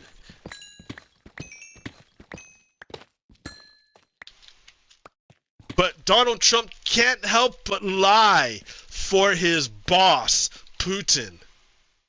And I think we're going to do a good job. I hope we're going to do it. They lose 2,500 young people a week, think on average. Now they're Russians and they're Ukrainians, but it's 2,000. We don't care. It's like whatever it is. They're not from your country. They're not from mine. But I want to stop it. 2,500. It's a killing field. It's like the Civil War. You take a look. I look at the satellite pictures. This should not be happening in our time. Of course, our time can be pretty violent, as we know. But that's a war that should have never been allowed to start. And Biden could have stopped it, and Zelensky could have stopped it. Donald Trump said he would stop it in 24 hours, but he didn't, because Donald Trump's full of shit. He's on Team Russia. Fuck that guy. Fuck you, Trump. And Putin should have never started it. Everybody's to blame. Have you spoken to President Zelensky, sir, about his offer to purchase more Patriot missile batteries? Oh, I don't know. He's always looking to purchase missiles, you know. He's against... Listen, when you start a war, you got to know that you can win the war, right? You don't start a war against somebody that's 20 times your size. Ukraine didn't start the war. Russia invaded Ukraine. The war could end right now if Russia goes home. Do you see what I mean? That Donald Trump is on Team Russia? Russian line over and over and over again. No matter what, he's on Team Russia. Like, that has it ever concerned Trump voters that he's on Team Russia? Have they ever been concerned? Like, why is this guy so much on the side of our enemy? Why? Do they ever wonder why? I don't think so. I don't think Republicans care. Maybe because Russia and Republicans have similar values, which is authoritarian dictatorship.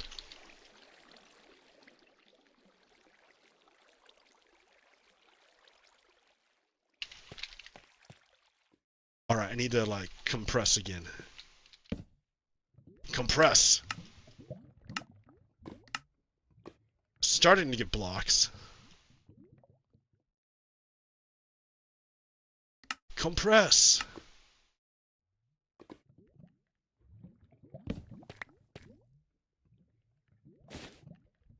Diamonds. I didn't expect to get diamonds, but hey, I'll take him.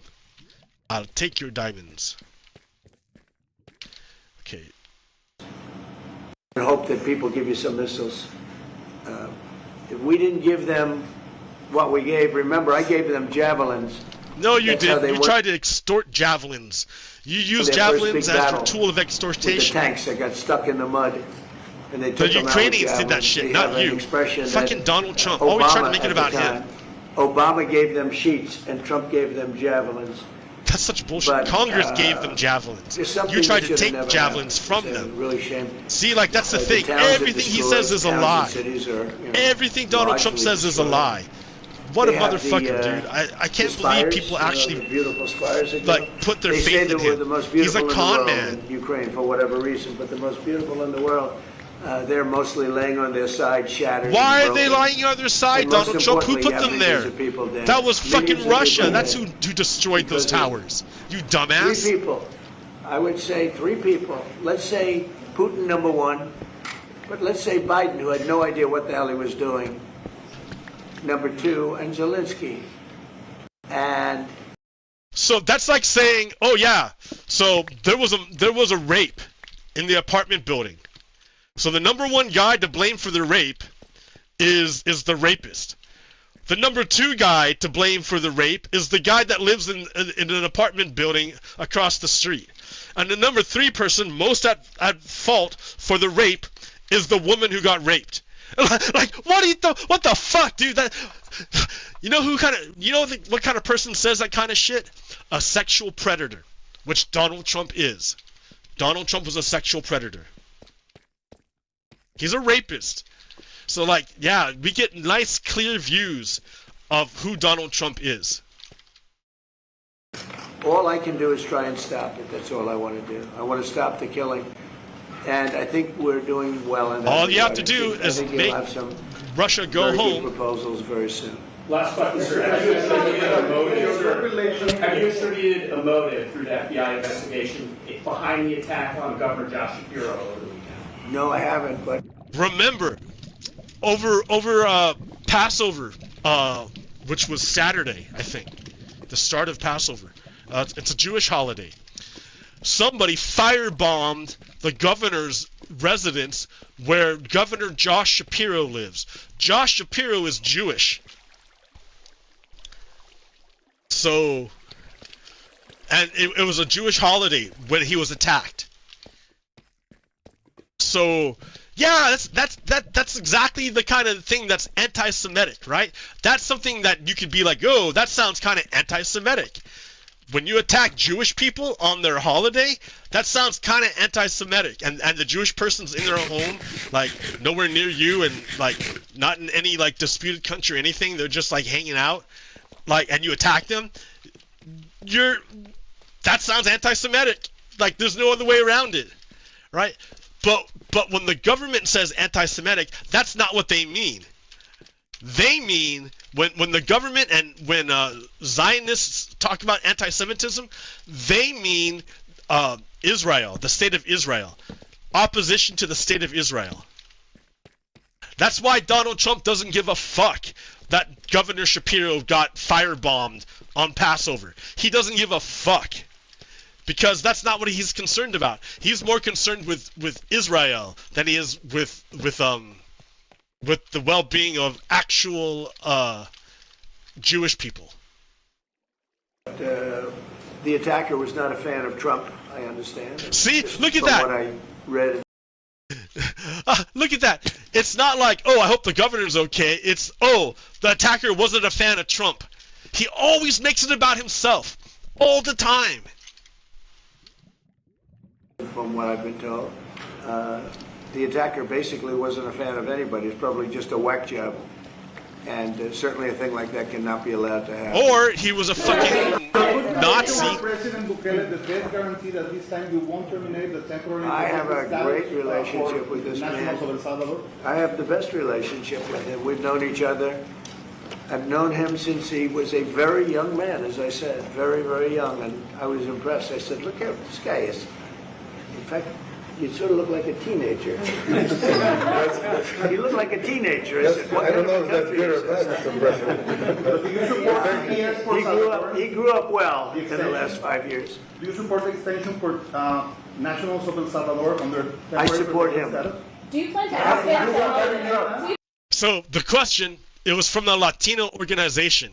They asked Donald Trump, do you support the reclassification or like the what was it? Hold on, we have to go back and hear it because it's hard to hear because of all the crosstalk. But it's probably just a whack job, and certainly a thing like that cannot be allowed to happen. A good relation with President Bukele, the best guarantee that this time you won't terminate the temporary. I have a great relationship with this man. Nationals of El Salvador. So he's like, are you going to terminate the temporary immigration status for people that of El Salvador who live in the United States? That's the question. But Donald Trump is going to ignore he ignored it. He only focused on the first part, which is, oh yeah, I have a great relationship with this guy. He ignored the substance of the question, which was, will you change the immigration status of all the El Salvadorians that live in the United States? That was the question, but he ignores it. Watch. I have the best relationship with him. We've known He ignored each other. I've known him since he was a very young man, as I said. So he ignored the question. Would you change the immigration status of El Salvadorians? He ignored the question. Very, very young, and I was impressed. I said, look how this guy is. Shut up. Yeah, dude. See, poor grandpa just talked about bullshit. No one cares, dude. No one cares. That wasn't the question. The question was, will you change the immigration status of El Salvadorians in the United States? But he's a fucking asshole, and he's not going to answer the question. A teenager. You look like a teenager. I don't know if that's good or bad, Mr. President. So, like, he's just not answering the question. He's just not doing it. They're trying it again. Do you support the immigration status for El Salvadorians? Well, he grew up well in the last 5 years. Do you support the extension for nationals of El Salvador under I temporary support protected him. status? See, do you support the extension of the temporary immigration status of El Salvadorians inside the United States? And all he said is, oh, I support him. He didn't even listen to the rest of the question. Donald Trump is a piece of shit. He's just dumb. Do you plan to ask him? How important is it for you to send? Go ahead, let's hear the question from this very low-rated anchor at CB. Thank you, President Trump. Do you plan to ask President Low-rated. Bukele to help return the man who your administration says was mistakenly Which one is it? deported? The man who was mistakenly deported to El Salvador? Well, let me... So remember, now, oh shit. Now we're back to the start of my video, right? When I first did this video, this one right now, right here, that's why I did this out of order. I wanted you to know the history, the timeline of Abrego Garcia. Then I wanted you to hear the court case, the federal district court case, where the judge said, well, the Supreme Court answered and struck down Donald Trump. Now you have to follow my commands, my orders. Now we're getting to the immigration. Remember, all the judge wanted the government to do was to, number one, ask El Salvador to bring back Abrego Garcia, and number two, write it down, and then give her a report. That's all they had to do. That's all they had to do, and they wouldn't do it. They wouldn't do it. So because, and the government lawyer kept trying to not want to do it, saying, "Oh, we don't have to," and the judge said, "Oh, Supreme Court already said so. You already lost at the Supreme Court." And the government lawyer is like, "Well, we're gonna appeal," and she's like, "Where? To the Supreme Court that already struck you down?" No, it's right here now, buddy. Now you're here. So we already know that Abrego Garcia is innocent. He's an innocent man, and CNN just asked them point blank, hey, a judge ordered you to bring this person back. The Supreme Court ordered you to bring this person back. Have you done it? Are you going to do it? And listen to what they do. Donald Trump is not going to answer it because it's too dangerous for him to answer. So he's going to have his subordinates answer for him. Pam, would you answer that question? Sure, President. First and foremost, he was illegally in our country. He had... False! Lie! That's a lie! That's why I showed you the thing at the beginning. That is not true at all. We already had that fucking established. Oh shit. Withholding when? October 2019. Oh shit. October 2019. The immigration judge rules that Kilmar is ineligible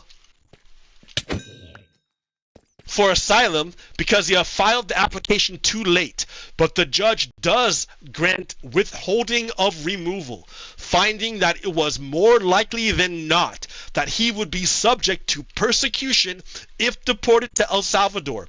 A removal order is issued, but with the restriction that the one country he cannot be deported to is El Salvador. So he was in the country legally. He was there legally. So Pam Bondi, Attorney General for the United States, fucking lied. First words out of her mouth were a lie. Been illegally in our country, and in 2019, two courts, an immigration court and an appellate immigration court, ruled that he was a member of MS-13. No, they did not. Hey, let's look back at this handy-dandy graphic. No, they did not. There was an allegation made by ICE, and a police officer wrote a report saying, "Oh yeah, I think this guy's a gang member because he's wearing Chicago Bulls clothing." And another guy in jail said that he was a gang member in Long Island where he never lived. And then the other one was the immigration judge decision. At the final bond hearing, ICE declines to offer any evidence of gang membership other than what's in the report that the police officer filled out. The immigration judge denies the bond, finding that the report is sufficient proof of membership at this time, despite noting its obvious flaws. Kilmar appeals this decision to the Board of Immigration Appeals. So like it doesn't actually go anywhere. So no court found that he was a gang member. No court found that. They said, "Oh yeah, we'll accept the report for now." But they never said he's a gang member. And he was illegally in our country. No. He was here on a bond revoking, what was that called? Revoking withdrawal? Withholding of removal. It's withholding of removal. That's the term he's here under. He's legally here. He's not a green card holder. He doesn't have a visa, but he's not illegal. He has legal status here. So she's lying. Right now, it was additional paperwork had needed to be done. That's up to El Salvador. No, it's not. No, it's not. Remember, that's why the judge wanted to do it the hard way, because that catches people in all their lies. In the very fucking agreement that the United States signed with El Salvador, it says that the United States has custody of these people until a more long-term solution can be found. So the United States is paying El Salvador to hold people, but the United States retains jurisdiction on those people per their own agreement. So she's lying. She keeps lying. But that's the nice thing, is that the judge is going to want, in 2 weeks, all these people to come down and give sworn depositions. So they can't weasel out of any of their words. It's going to be fucking written down, and they're going to be very, very clear. That way the judge can go back and go, "Well, you say this one thing, but this is what's written down." Like, she can lie to the press because they won't check her. But a judge will. They want to return him. That's not up to us. The Supreme Court rules. It is up to you, dude. It is up to you, because the United States is the one that retains custody per your own fucking agreement. If, as El Salvador wants to return him, this is international matters, foreign affairs.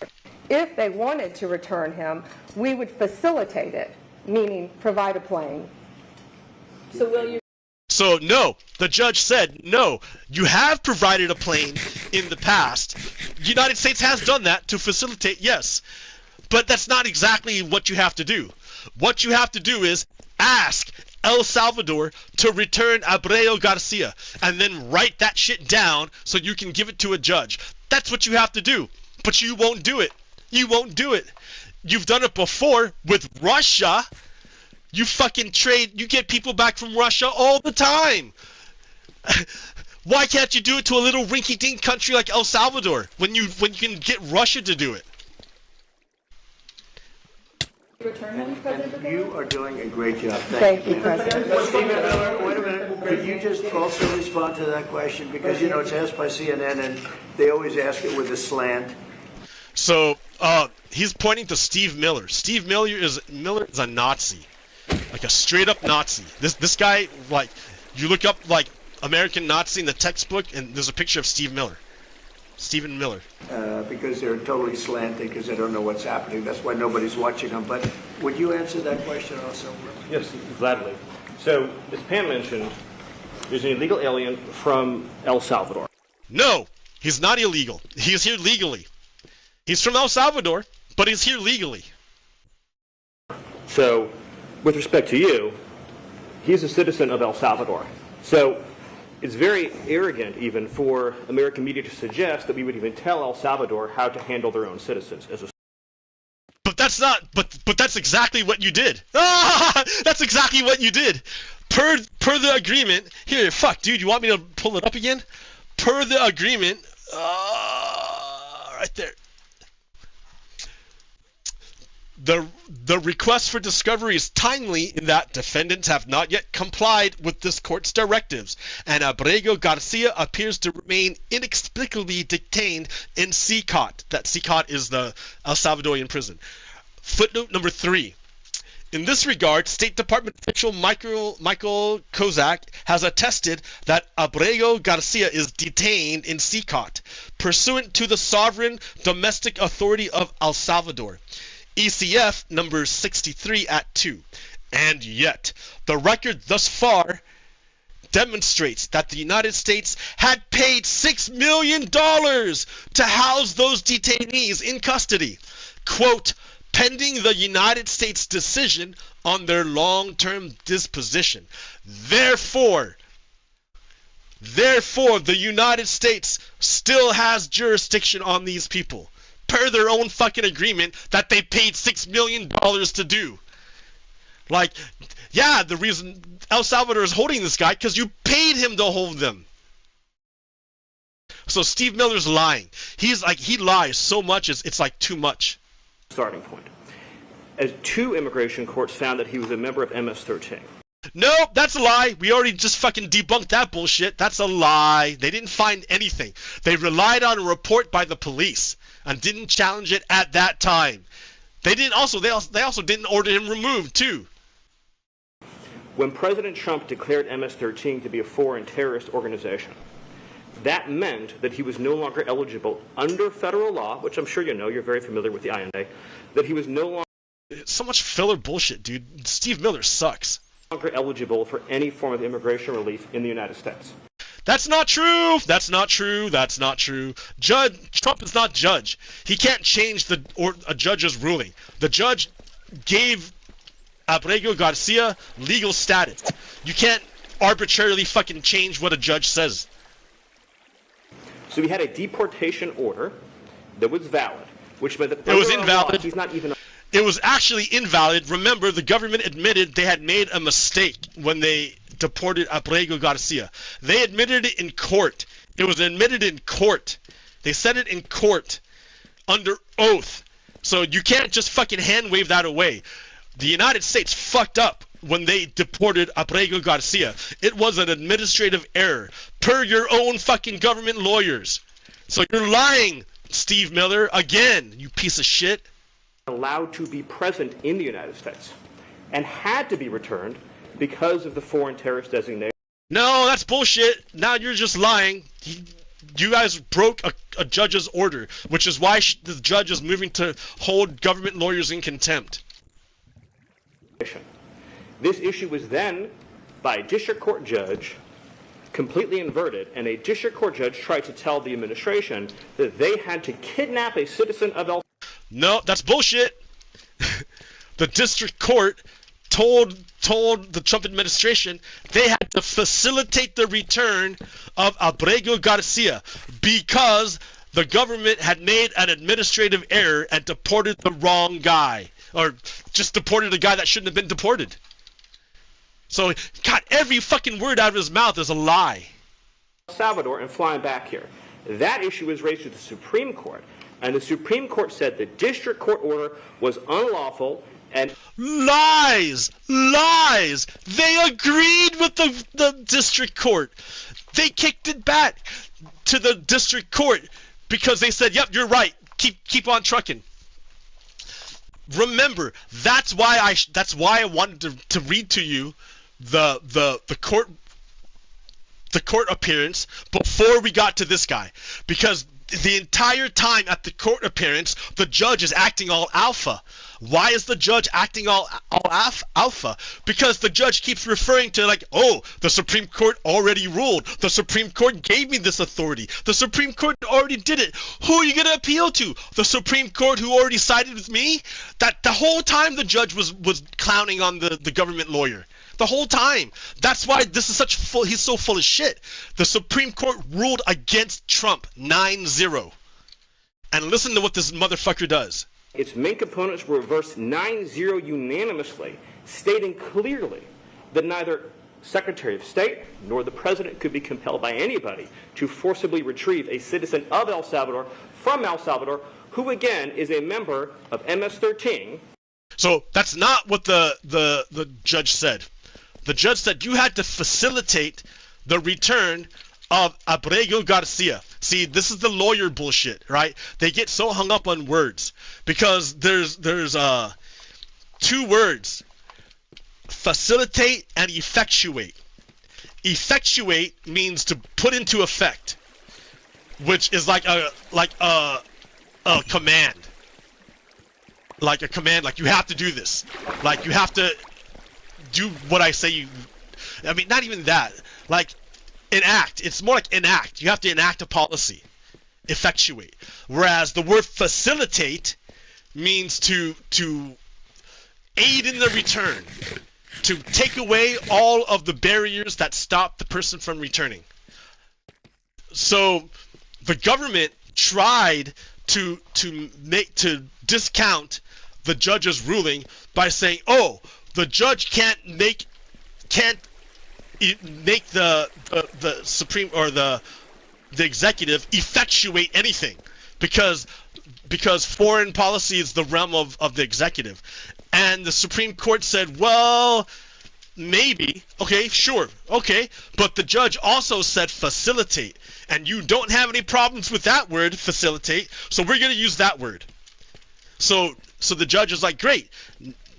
And then the Supreme Court kicked it back to the district judge. And the district judge is like, great. My orders were, you were to facilitate the return of Abrego Garcia and document them and every day give me a report on what you did to bring him back.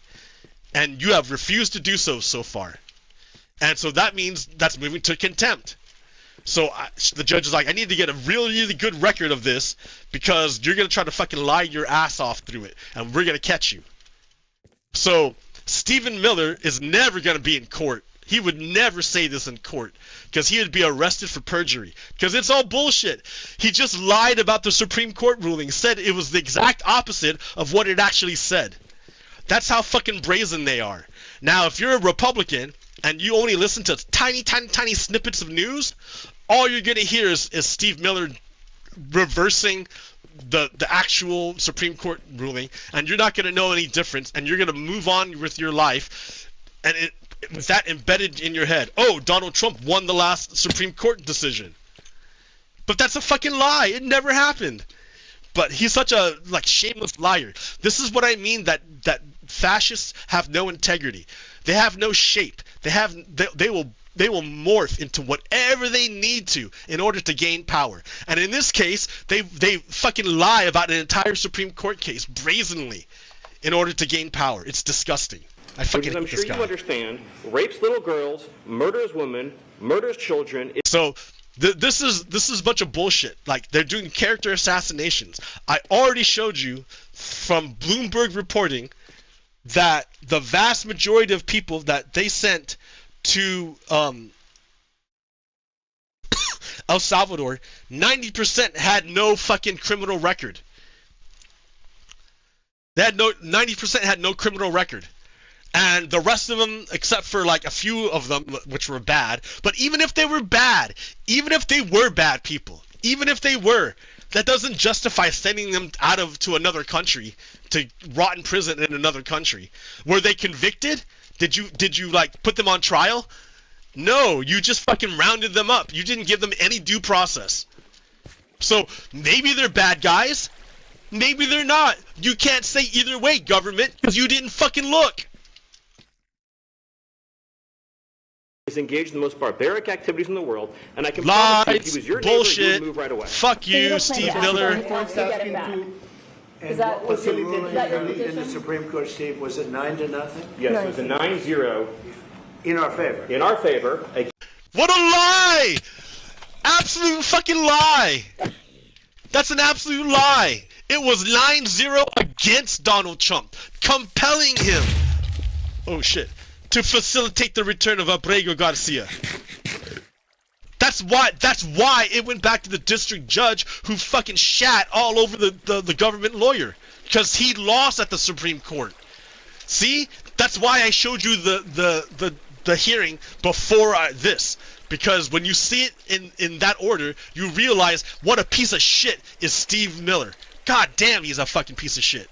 Against the district court ruling, saying that no district court has the power to compel the foreign policy from... No! They didn't say that at all. They said Donald Trump has to fucking do what the district court said, which is facilitate the return of Abrego Garcia, write a fucking report every day about what you did to facilitate the return of Abrego Garcia and present it to the judge. That's all you had to do.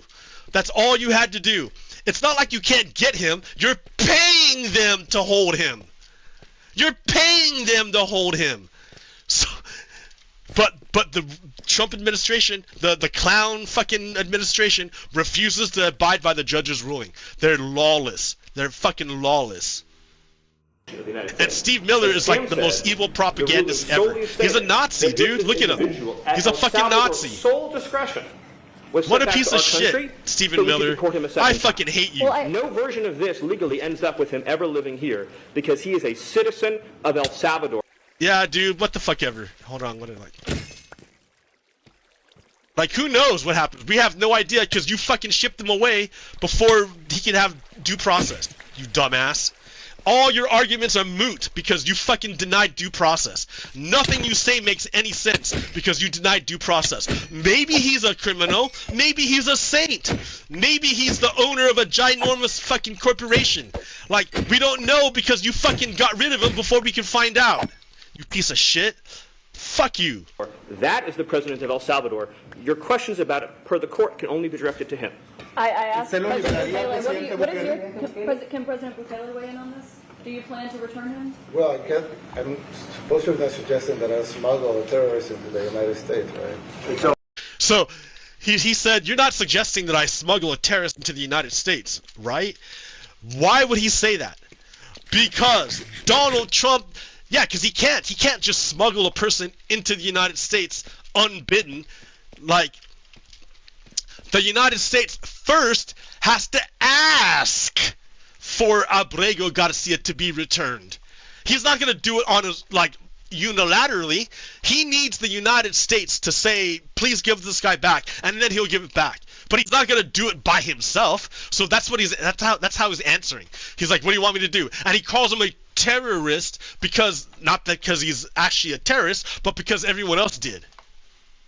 Man, holy shit. How can I return him to the United States? Like I smuggle him into the United States, or whether of course I'm not going to do it.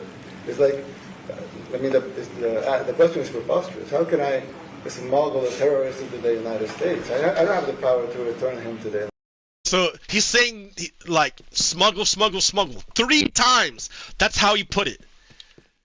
Because yeah, you're right. Like if I wanted to sneak in a person that's not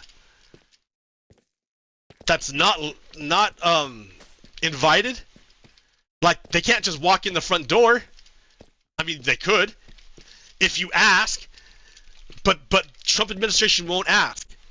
So this guy can't just unilaterally do it. So he's relying on the ambiguity there to keep himself safe. United States. So you could release him inside El Salvador? Yeah, but I'm not releasing, I mean, we're not very fond of releasing terrorists into our country. I mean, we just turned the murder capital of the world to the safest country of the Western Hemisphere, and you want us to go back into the releasing criminals so we can go back to being the murder capital of the world? No, that's not going to happen. Well, they'd love to have a criminal, released into our country. I mean, there's a fascination. They would love it. Yeah. They're sick, whatever, sick people. Marco, do you have something to say about Yeah, I mean, Stephen outlined it. I don't understand what the confusion is. This individual is a citizen of El Salvador. He was illegally in the United States. And nope, he was here legally. He was here legally. Remember, he fled gangs that were gonna kill him and rape his sisters. Like he never broke a law. He was granted that legal status, so he was here legally. Sure, he's a citizen of El Salvador, but he was in the United States, and he was here. He had a right to be here. So Marco here is lying. Fucking piece of shit.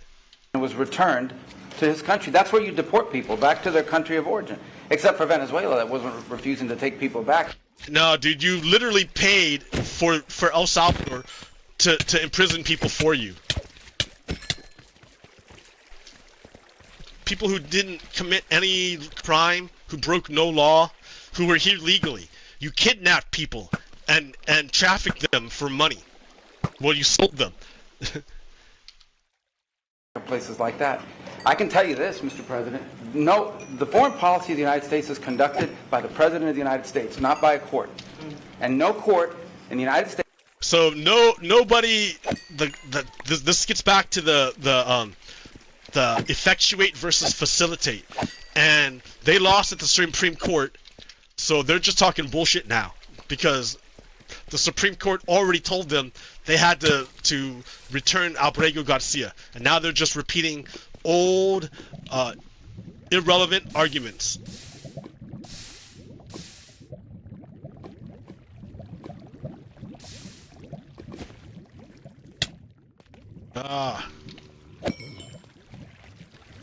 Okay.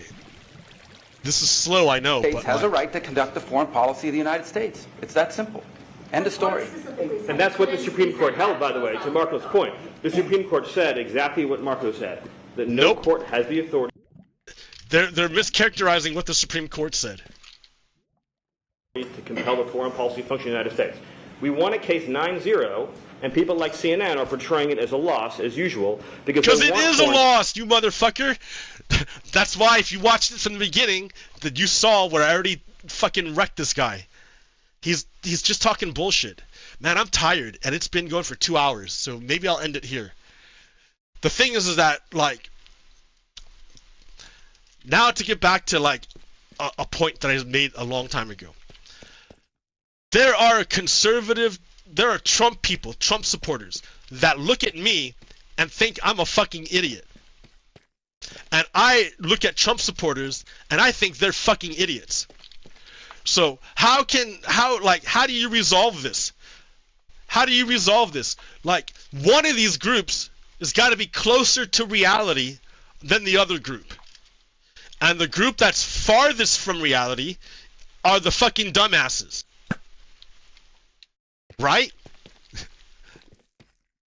And I've just shown you how Donald Trump is lying all the fucking time.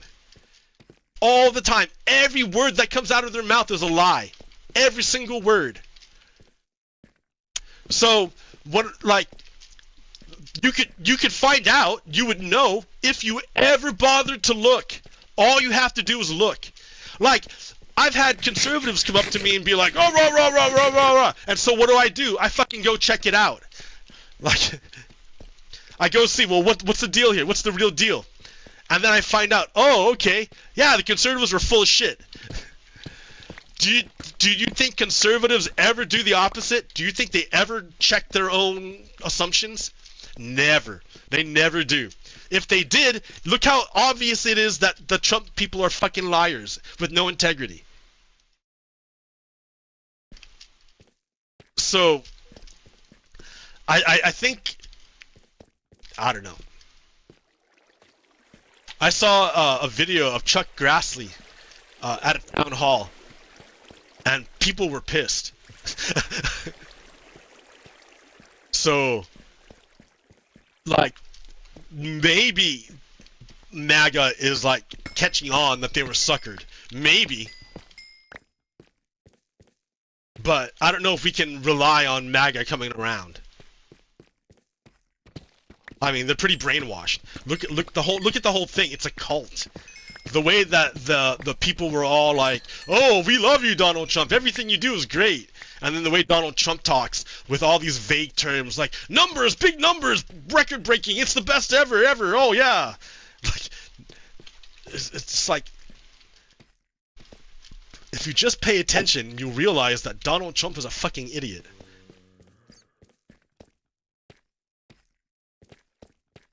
And that, like, his speech is designed to trick people. He's a showman. He's a carny barker. That's what he is.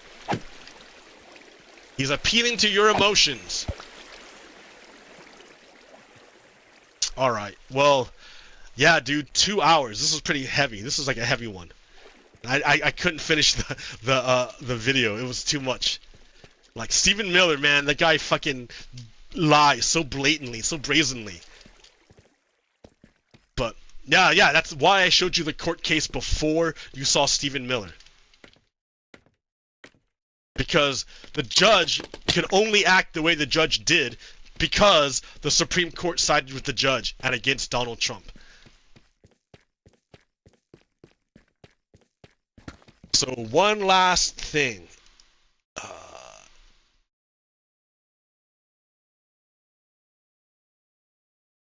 Oh wait, did I save it? Is that it? One last thing. The last thing. Interesting take from Evan Bernick. Nobody should think that Judge Zines is ensuring that Kilmar Abrego Garcia stays in El Salvador for 2 weeks. Zini is banking on the government not wanting to spend 2 weeks in discovery. Either they just make the call and get him back, or they spend 2 weeks creating a public record of their own fuck-ups and end up getting sanctioned. I also seriously doubt any of Trump's officials want to give sworn depositions, because that's what's happening now. Judge Zini ordered depositions to be made, where Pam Bondi has to go down and get sworn in under oath to answer questions. So they don't want to do that. They absolutely do not want to do that. Now, I don't know, right? I don't know. That's what that one guy says. That Trump, that they're going to give in because they don't want to face the wrath of the judge. But I'm of the opinion that maybe Trump is getting to the point where he doesn't even care about the courts anymore. Like he's not he is not afraid of depositions or whatever, because they just won't do it. They just won't show up. Then what's the judge going to do? Order the marshals to come get him? Who do you think the marshals serve? Well, they're supposed to serve the Constitution, but the marshals are under the executive branch, which is controlled by Donald Trump. So do you think the marshals are going to arrest their own people? I don't know. That's a scary possibility or potential outcome. We're going to find out, at least in 2 weeks. We're going to find out. Yeah, they're all fucking pieces of shit, all of them. I can't stand any of them. I mean, it's just so blatantly obvious that they're crooks.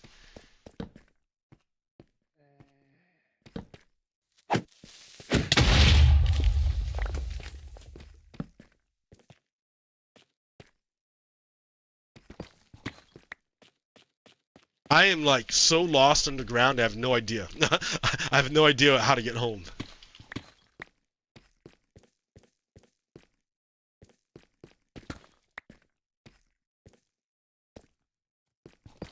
Anyways, all right, that's 2 hours for me of going off.